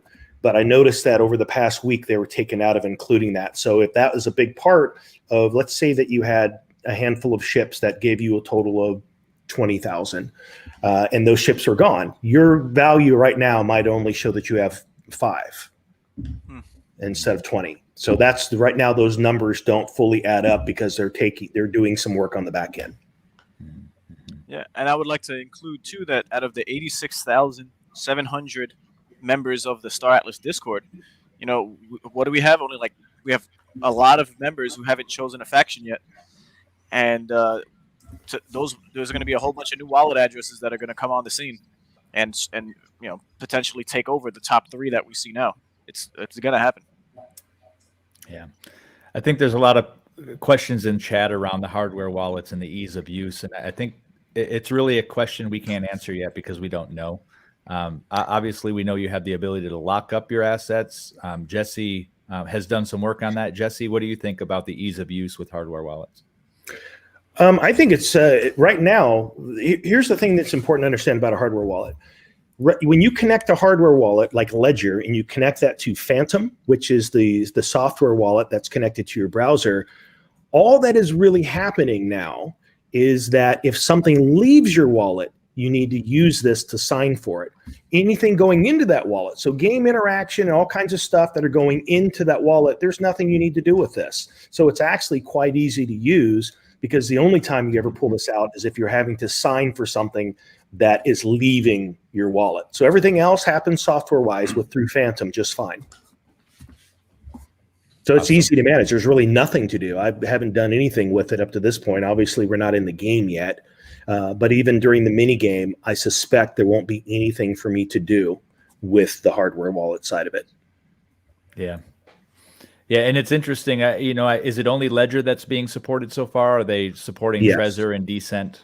Right now, it's my understanding that it's just Ledger support. Yeah, and I see the value. I mean, we know that through our work on other Solana NFT projects and kind of getting FOMO'd into them or just getting invested into them, there's been some auto-approve issues where people have gotten their wallets wiped out. So, I mean, it's as with anything in crypto, you have to be very safe and very purposeful when you're going through the process of doing things with your assets. And hardware wallets are just one way to give you another layer of security. Go ahead, Jesse. I was going to say something I did want to mention that wasn't necessarily on the hardware wallets, but as we're talking about these big numbers, there's probably a lot of people that are watching that are saying, well, you know what? I don't have that kind of money to put in. So does that mean that I'm going to be insignificant in the game? And I would answer that by saying absolutely not, because one of the things that guilds bring to the game and to the ecosystem, and that DAOs and what they're going to be called DACs, decentralized autonomous corporations within Star Atlas, means that you can bring a whole bunch of people together that have a $20 ship and maybe want to put in a few dollars for Polis, or you can combine those resources now and come together to be able to create something that an individual can't. So definitely for the people that are feeling like, well, I don't have that much, and how can I contribute? How can I be a part, be significant in the world of Star Atlas if I don't have a whole lot to provide? And that's the beautiful marriage, especially in Rome, of those that do have assets, those that don't. There's a place for both. Yeah.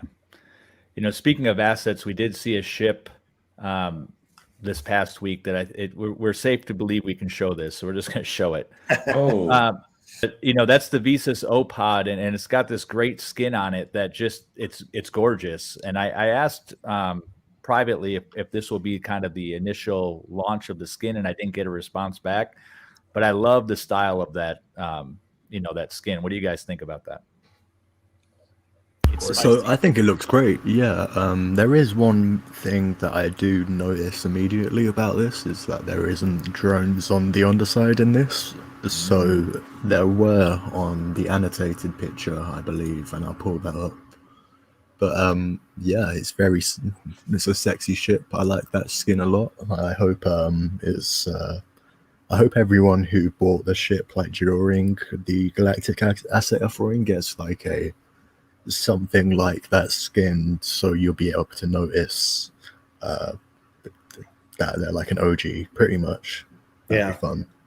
I still think that the Visas O-Pod, this ship, is probably the best ship for the dollar and what it can do. This ship is classified as a data runner.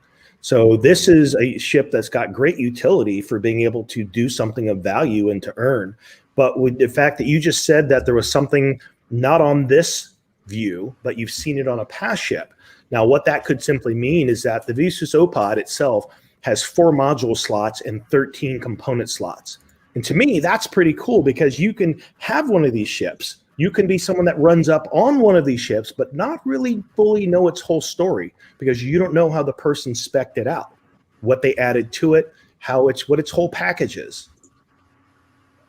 Yeah, so this is the picture I was talking about, and you can see the 3 big modules at the bottom hanging there, pretty much, and that would be quite visible from the underside, like the other picture. So you think that's a module that's added, perhaps? Or perhaps they've been like sent out, they're being used at that moment, so they're gonna like come and connect back up to the ship, perhaps, and then they all fly off together. But interesting. Yeah.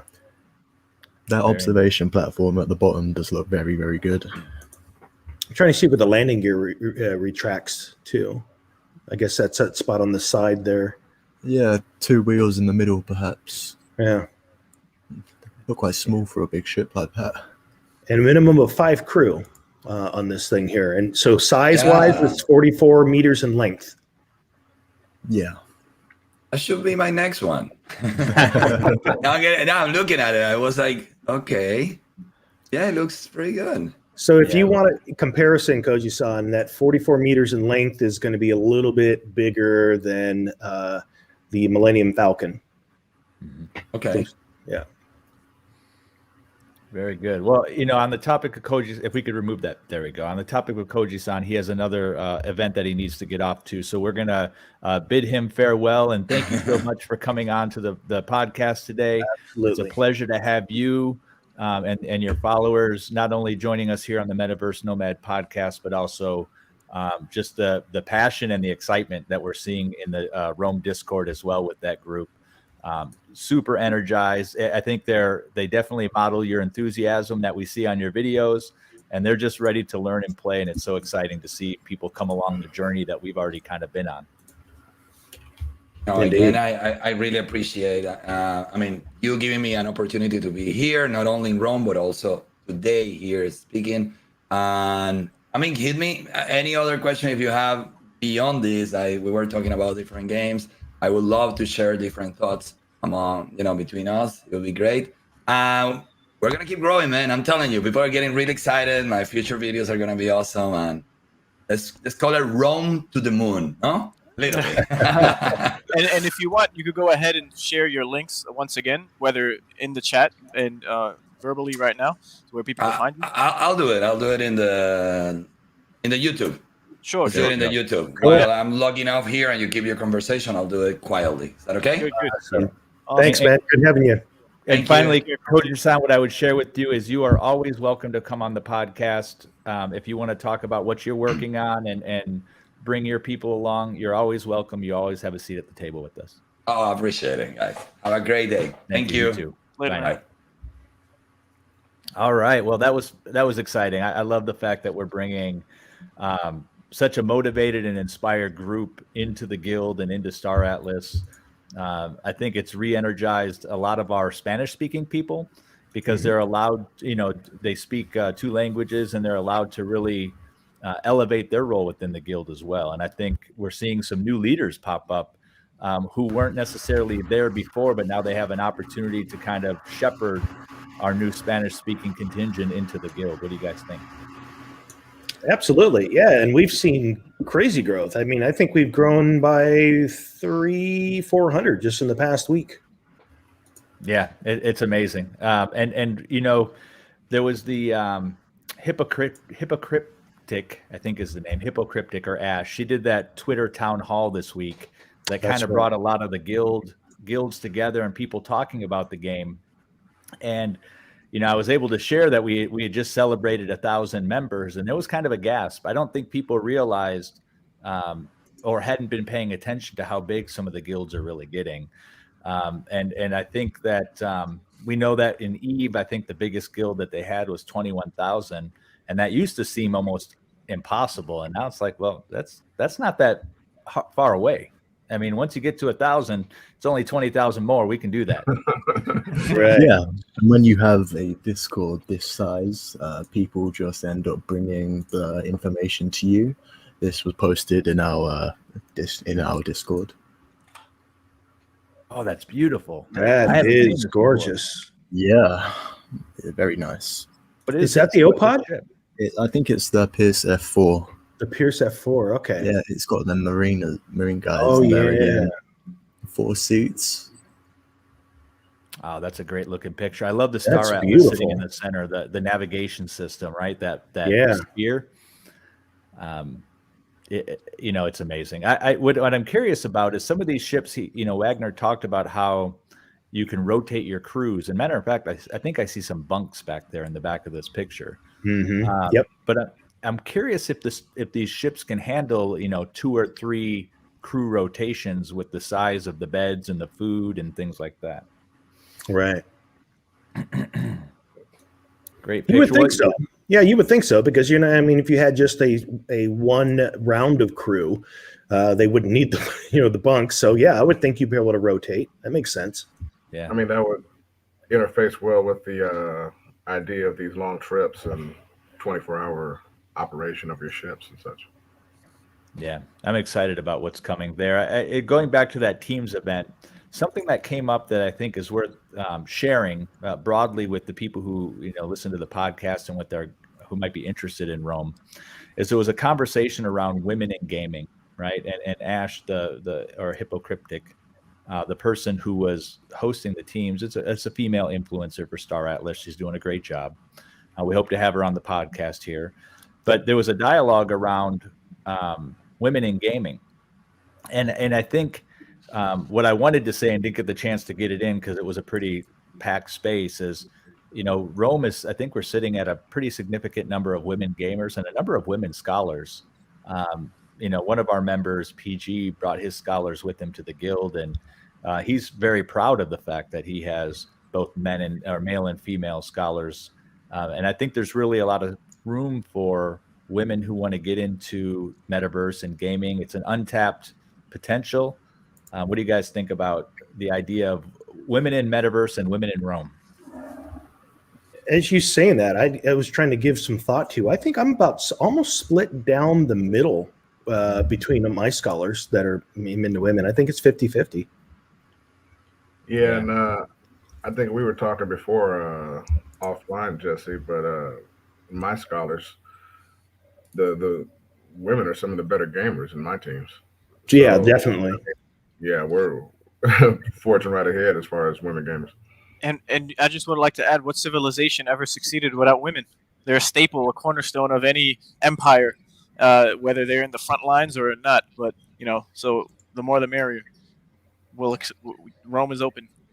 Well, and to that end, we've got an open invitation to Ash, but if there's any other female gamers who are really just jazzed by this space and have a point of view and a perspective to give, we love to have guests on, and we love to have people who have something to say. So open invitation if you're somebody who's listening, come on and let's talk about it. We would love to have you. Absolutely. So Jesse, I know we got your we cut you off early. Well, I shouldn't say we cut you off early. We did 3 hours last week. We had to stop last week. But what do we have left on your deck? What can we go through and talk about to help continue people their education and their journey on Star Atlas?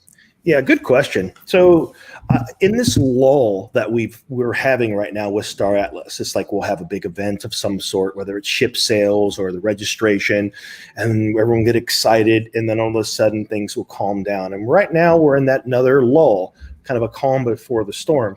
And so one of the things that I added last week was a handful of slides where we went through the different ships, because that's the phase we're actually in now, is the GAO. The asset sale of ships, and we're about to enter another phase. And that next phase that we're going to be entering is going to be phase 2. And on the phase 2 of the Star Atlas roadmap, that's where we enter the mini game. And so it's going to obviously change up things quite a bit.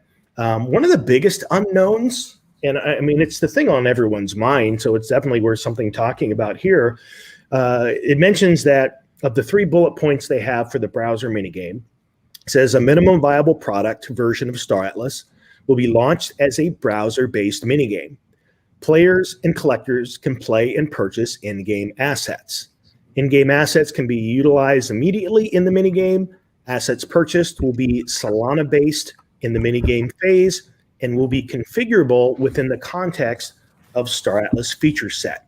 Then it goes on, the last one says ongoing revenue via minigame sales. What does this all really mean? Well, to kind of summarize what my understanding of it is, and I'd love to get your guys' feedback on this as well, Star Atlas, as I've said many times, is building this from the economic structure on all the way up. And they understand that one of the first key milestones is to get people earning. So you have all these ship sales. You see that there's like 40 million that we saw and we spread across those 3 factions. And that doesn't even take into account the token sales. So now how do the people that have put forth this money start seeing some return? And that is what the primary objective of the mini game is, to stimulate the economy and bring people forth to where they can start seeing a return on what they have contributed to the game so far. What are you guys' thoughts about what your expectations might be around earnings within that mini game?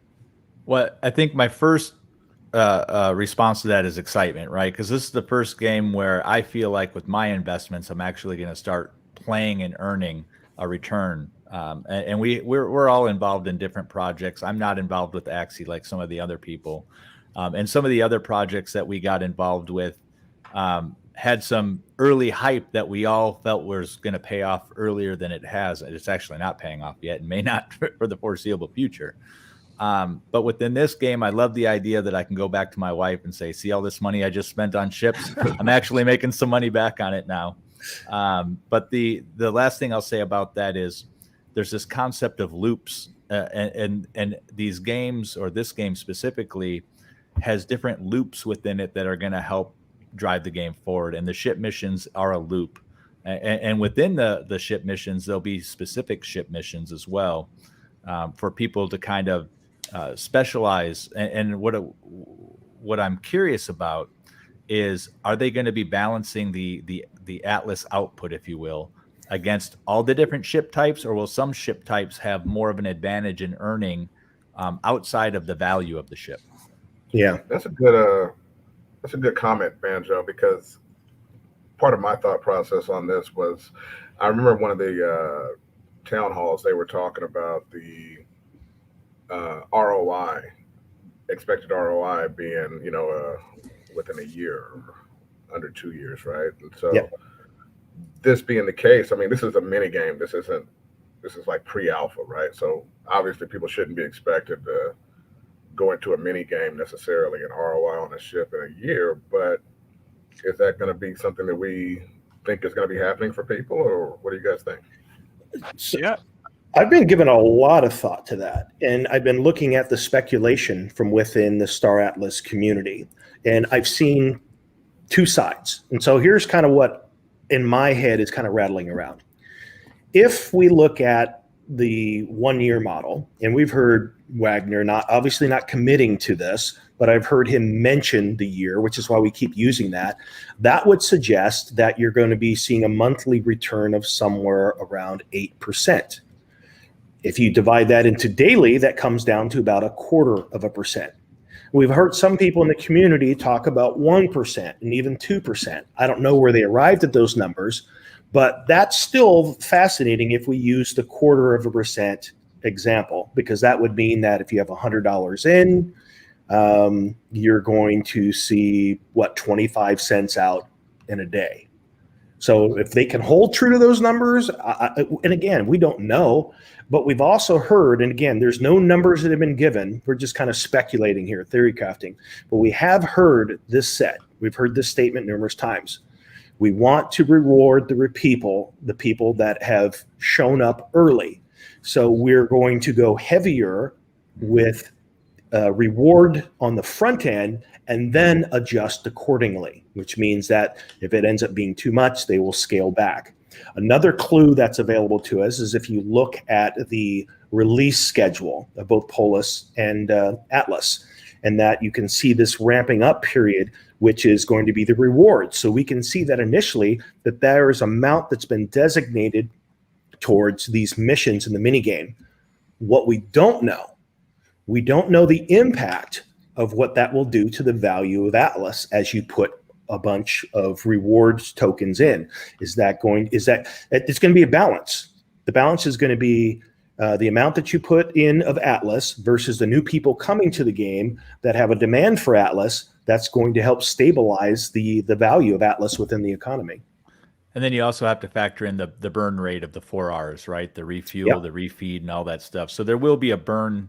It won't be completely inflationary. There will be a burn mechanism within the game, which is absolutely required to keep it healthy. Otherwise, we're just watching an asset continually deflate in price. Right. But I don't know that it's full burn, because I believe that is actually a portion of that is going towards the master DAO, which is, so if you're staking Polis, that's one of the ways you're going to be compensated is by that stuff that is being of those 4Rs that is being churned within the economy is also going towards the governance. Yeah, and I think for the simple fact that Wagner himself came out and said they're aiming for strongly for a return on investment within a year. I believe, right, and everyone might believe differently, but depending on your knowledge base on the game and how interactive you are in the Discord, talking with Wagner in the Foundation room, only if you're boosted. So hint, hint. If you want to get direct answers from him, just go boost the server, and you could talk with him and ask him these questions directly. But I digress. The fact that he's saying this means to me that they have a pretty sound roadmap of what it's going to actually look like. And sure, there's going to be tweaks here and there. It's very alpha-ish of a mini game, but why would you put a company or yourself in a position where that's not even going to be anywhere close to what you're able to get a return on, based off of the cost of the ship relative to the earnings you'll make, like Dave said. So we'll see what happens. What's interesting is we know that there's going to be a burn rate for the 4Rs to some degree. We also know that the early adopters, there's going to be less people playing and going after the daily distribution. And like I shared earlier, it's got to be finite. So really, not only do you stand to benefit by getting in early and playing early and taking advantage of that I guess less people going after the same distribution, but over time the burn rate has to account for the late stage game, right? They can't unless they reduce the burn rate of all these 4R items over time to compensate for the amount of distribution that's going out.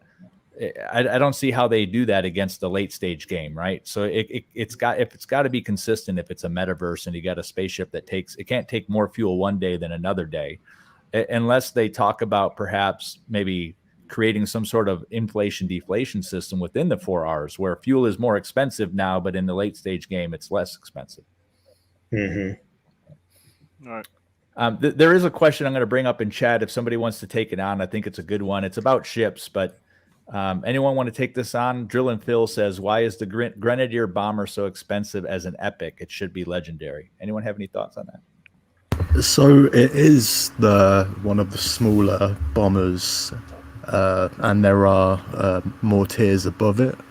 So I do think its ability to terraform is going to be very valuable, just because as a baseline, the smallest one is priced at 8,000. So yeah, it'd be quite terrifying to see what the bigger ones could do, quite honestly. I agree. I think that's the main reason, the ability for the ship to do something after its initial utility has been used, which is destroying. Yeah, offense and utility. Yeah, there's some added utility there. One of the reasons that I've used the word economic foundation so many times is that I can picture the team that is dedicated to the economy of Star Atlas doing their huddles and saying asking these questions like, how does this ship fit in? How should we price it? What is its real value? How do we see that a value adjusting over time? And the fact that they're consistently thinking these things through is what gives me such confidence in how this game will roll out and be delivered, because I see a lot of projects out there that are doing the pretty work, that are coming out with some appealing game mechanics, but not really an underlying foundation that helps me understand how they're going to pay, how am I going to play to earn, not only today, but how that's going to be sustainable. And I would say that this project, the way that they're approaching it, gives me that confidence. Yeah, I can't imagine the challenge of setting that all up, because they're going to have their best intentions before the game launches, and then players are going to find a way to mess with it, right? They're going to find a way to either capitalize on something that wasn't considered, and then they're going to have to go back and readjust some things. And we've all been through games that readjust things. I think Axie is going through it right now to a certain degree, right? Where you really have the opportunity to get to see a toxic piece of your community show up. When you've bought something for tens of thousands of dollars in some cases, that may have to be adjusted because it's doing too well. Right. or things that you give to incent. I mean, it's very similar to a real world economy. There's things that you do to incentivize growth within an economy, and then later you have to make adjustments to those because you can't just let that keep running. So I think it's going to be a similar thing that we're going to see in this virtual economy. Yeah, one thing I would like to see is for there to be a character progression for the mini games. So if you have someone from the beginning and you use him throughout, and by the time Unreal Engine comes about, they're overpowered as hell, that would be quite awesome. But since we're not sure if you're going to be able to lose assets in the mini game, that would just be like a graph going directly up pretty much constantly. Mm-hmm. So, you know, what'd be interesting about that character progression idea is if with the end game, if it can be visual also, right? We know in Illuvium, there's some sort of character progression that shows up from a visual perspective. It'd be neat to see your character age, or as you know, maybe you advance in technology, you're a human, you get more mods. Those are the types of things that really add to the depth and the realism of the game. yeah, I've been playing a bit of RimWorld and Going Medieval this week, and one thing that is in RimWorld at least is when someone gets injured, it says what part of their body is hurt and if it can be repaired, or if it's like a permanent scar. If that could be implemented into like Star Atlas, and someone gets injured on a mission and then they have that scar for as long as they're alive, pretty much, that would be really cool. Like visual memory. Well, there's 600 years in the future, so I'm thinking if this hand was damaged too badly, I'm just going to get myself a robotic prosthetic. All right, Luke.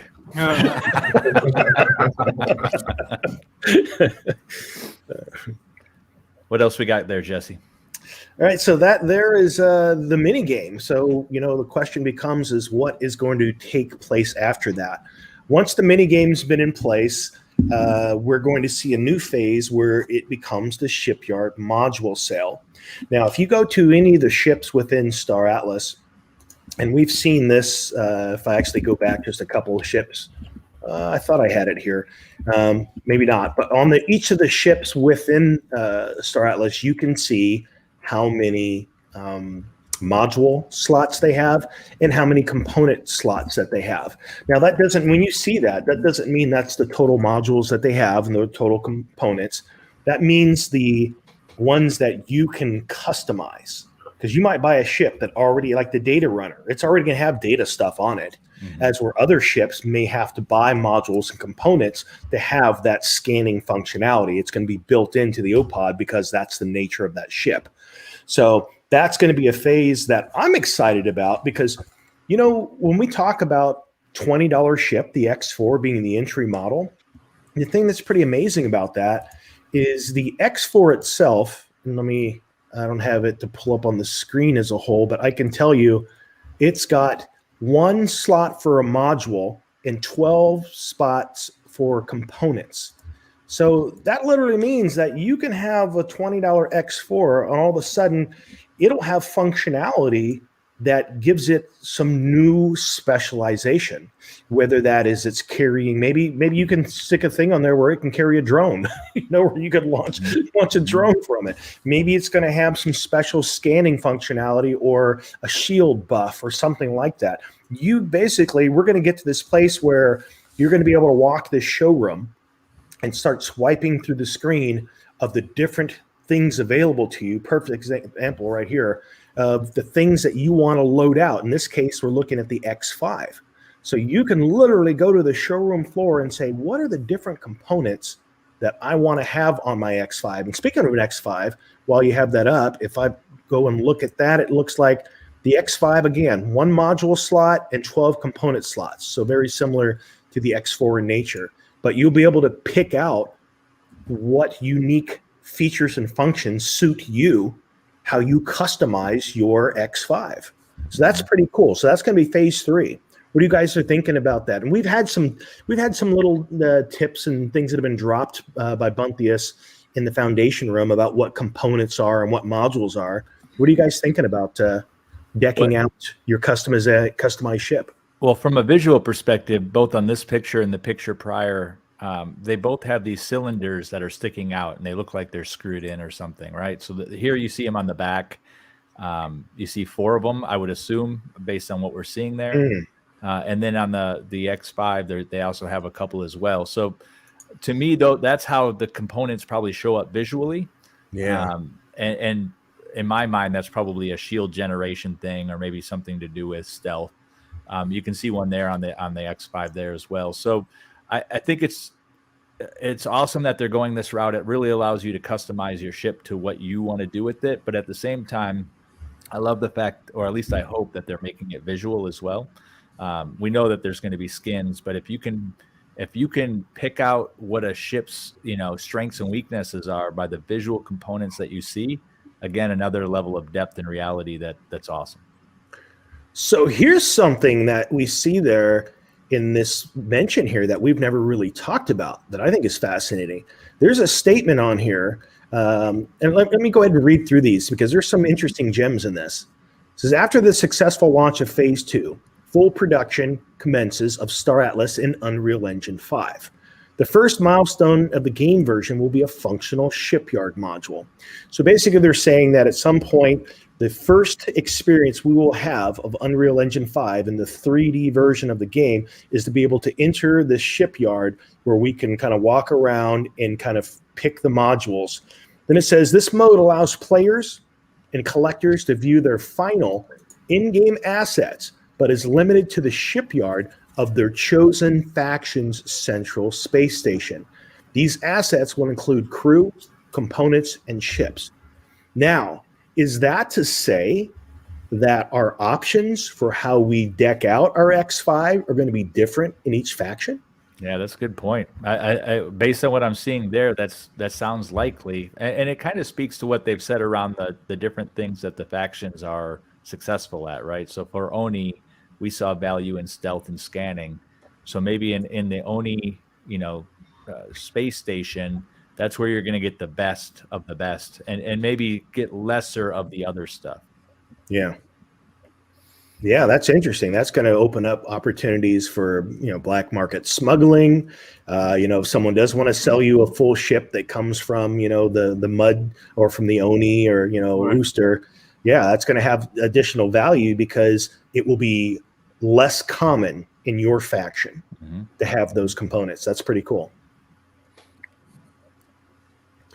It says there that another wave of assets to be publicly purchasable will be made available. I'm assuming at that point they're talking about things such as ways to kind of deck out your mining operation or your space station, perhaps. And that's another thing. So far we've had a big focus on ships, but there's going to be a point in time where you are going to be considering how to expand your space station. Your space station is going to start off, depending upon the one you have, could be a tier 1 space station. But it has been mentioned when people have asked that you can expand your tier 1 space station eventually to a tier 5 over time. So it's going to be it's going to be like building your fort. Like what is important to you? How do you want the experience to be? What are you focused on? You're going to be able to customize and deck this stuff out as time goes on. Yeah, I suspect we'll see crew, we'll see components, we'll see modules. We also know that the charm slot is now something that interacts with the ship. I won't give too many details about that, but if you're a Foundation member, you know what I'm talking about. There's a whole there's stuff for sale right now that people don't even know the value of on the marketplace, just because they're not staking their nitro into that Discord and learning some additional stuff. So I'm excited to see what comes with the shipyard module sale. I think the idea that we'll be able to actually walk around our ship in full Unreal Engine 5 for the first time, which is going to be beautiful. I mean, it's going to be just gorgeous. Yeah. Yeah. So when you talked about shipyard view there, I brought up this picture for a moment. So it's what I imagined as being able to walk around and see everything, being able to take parts off and attach things. It's a great image. I mean, it gives you perspective because you can see the X5, you can see humans standing around, and then you see the R8, which, by the way, has not gone on sale yet. and it's decked out, and the customizations on that have got to be nuts, the different things that you can put on it. But it looks like up front we've got a big fuel cell. So it's a repair ship, but it's also a refueling ship, and it's probably other things depending upon how you choose to equip the loadout. So yeah, that brings us to phase 3. What do we have for phase 4? And by the way, the last thing in phase 3 there, it says ongoing revenue via mini game sales. Now, again, we don't know exactly what that means, but my guess could be could be the part where they're talking about land sales. It could be other things that are associated with your space station, or mining operations, things like that. So we don't know what those are, but there will obviously be other things of value made available. And that brings us to phase 4, which is the final pre-sale at beta. So we're going to be in this phase of beta for quite some time. That's what we're all a part of. And so there's going to be lots of bugs and things along the way. But that's kind of the nature of the beast for being early on, being a part of this. And it's great that we're in a community that likes to see everyone participate and give feedback and build along the way. But it's saying once the beta version of Star Atlas is deployed, all remaining pre-live assets go on sale. I'm assuming that, again, this could be the land phase. Who knows what other could be components? Maybe this is where you can buy an R&D lab for your space station. What do you guys think? Well, it could be the cosmetics. It could be so much, right? It could be where we customize how we show up in the metaverse physically. I think there's going to be a huge opportunity there with skins and hair and tattoos and all that other stuff. Yeah, I mean, the sky's really the limits on what they can do, and what we don't know is when this phase is actually going to launch. So we may see all that stuff ahead of time. Yeah. This literally could be a year and a half out. Yeah, and the fact that 2 years even. Yeah, I think it's amazing that once beta hits, it's going to be such an upgrade from the alpha, where you're going to have so much more that you're going to be able to do. It's going to almost feel like an actual game. Right. And what's good, you guys have kind of mentioned this too.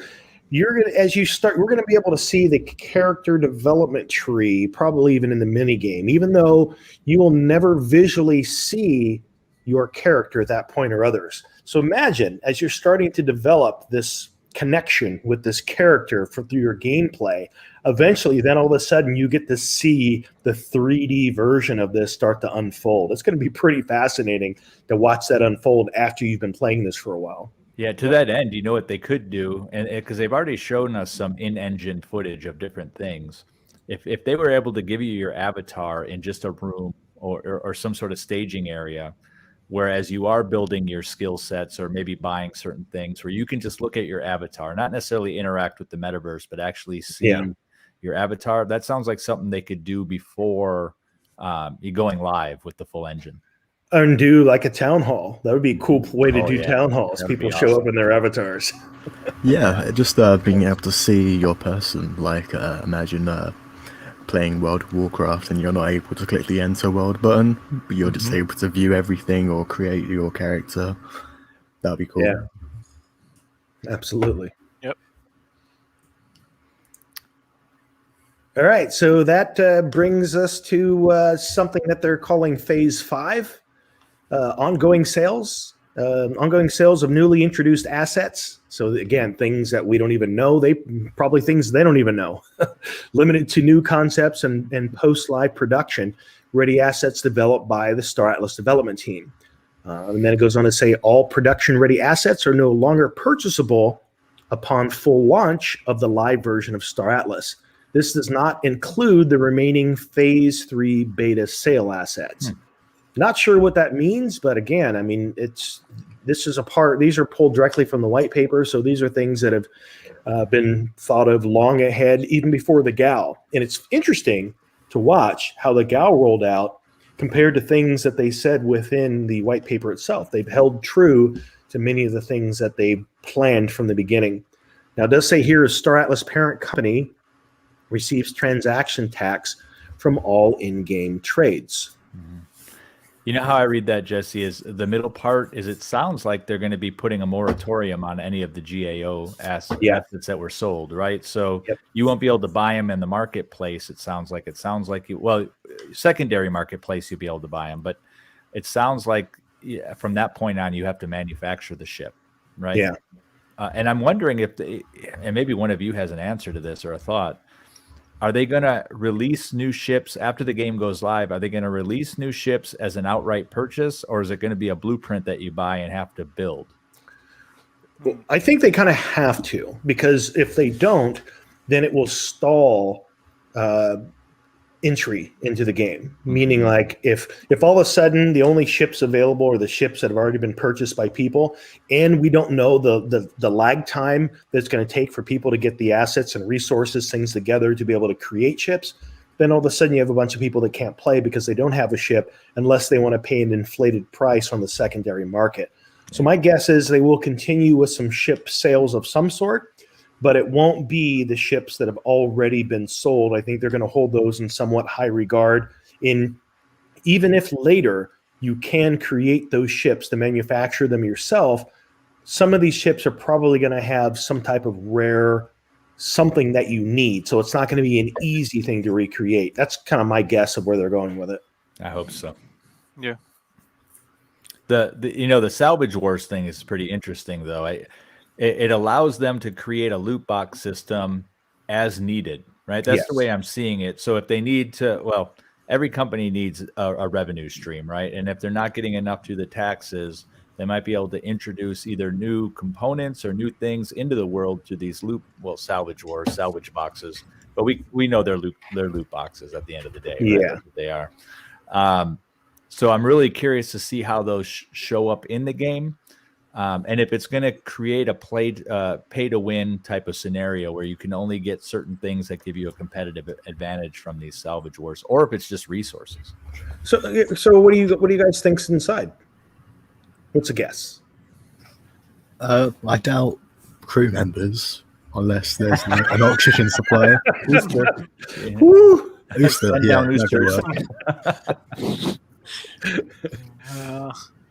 Well, I think you're going to see probably ship components, some modules, probably some resources. I'm not sure about skins, but maybe skins. It's going to be interesting because I think I know all of us well enough to know that we're probably going to participate in this to some degree just to see what we get. So it's one of those things that, it's kind of commonplace in games now. Yeah. So I don't really have a negative perspective on loot boxes, but I know some people in different gaming communities do. And if this does provide a competitive advantage, that's just going to create some toxicity in the community. Yeah, I think it's a way for Startless. It's kind of like their back pocket way to make some additional money as things develop. I think that they can be used in a way that isn't damaging. Yeah, there's a lot of games that just really do the whole loot box thing wrong, and it just ends up being like, hey, you want to buy a lottery ticket? And hopefully they stay far away from that. Now, some of the things I'm thinking about could be in here would also be raw materials, and even some raw materials that have made it to the refined material stage. So yeah, just that gives a variety of things. So it could be, an element from, some meteor. It could be a bunch of components that are nothing on themselves, but you need them as a part of this recipe for something else. So it could be a bunch of stuff like that, and things you may never use, but then you can then put those things on the market if you don't choose to use them. So I'm hoping that that's going to be the approach, because I agree with you. Loot boxes can really go poorly and be like that lottery ticket thing, which I hope this is not going to be. Well, another thought on the loot box thing is, I think you already said it might allow you to get resources that you couldn't get any other way. So if maybe you're really heavy into one faction but don't have the ability to get resources from another faction, so there's that piece. Yeah. But what would be really neat to see is if you can buy them and sell them unopened, right? So let's say they have different epochs or phases of these salvage boxes, and you buy them and hold on to them until 2 or 3 different versions of them come out and see if there's a resale value on them.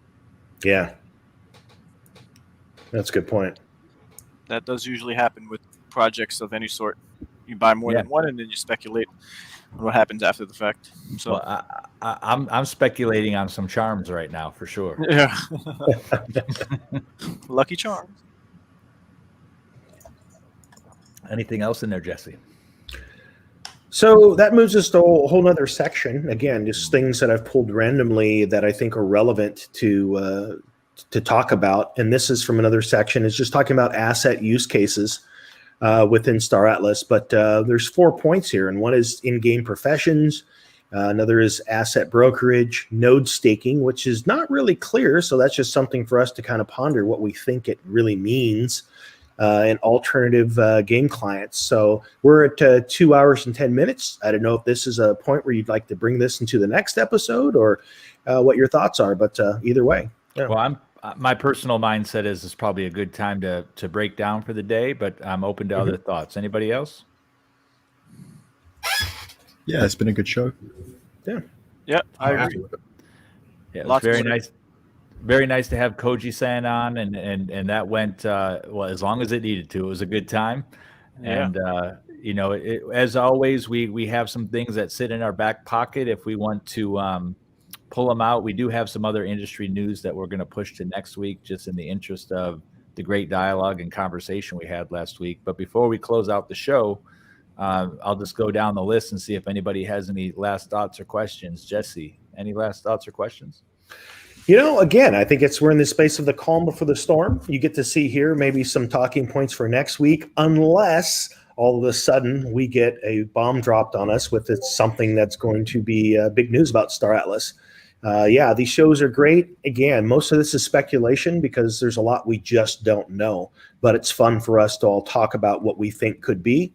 You've heard us talk a bit about our pride in the guild that we've all developed, that is Rome. So if you're in a place where you're uncertain about a guild, and we do have lots of people in other guilds that watch this show, and you're absolutely welcome. But if you find yourself unaffiliated and you're looking for a home, be sure to check us out at gorome.io. Very good. Thank you, Jesse. Ray. Yeah, I'd just like to also mention to like and subscribe to the YouTube channel. It definitely helps a lot. Visit the Discord, support us on Twitter at Rome Guild on Twitter, and we also have Metaverse Nomads. And the difference between that is that Metaverse Nomads is the umbrella brand, and Rome is just a guild under Metaverse Nomads. So you can find us at either one of them, and hopefully we see you back next week. Tell your friends, and see you in the Discord. Tell your friends. Thanks, thanks, Ray. Fancy. Any last thoughts?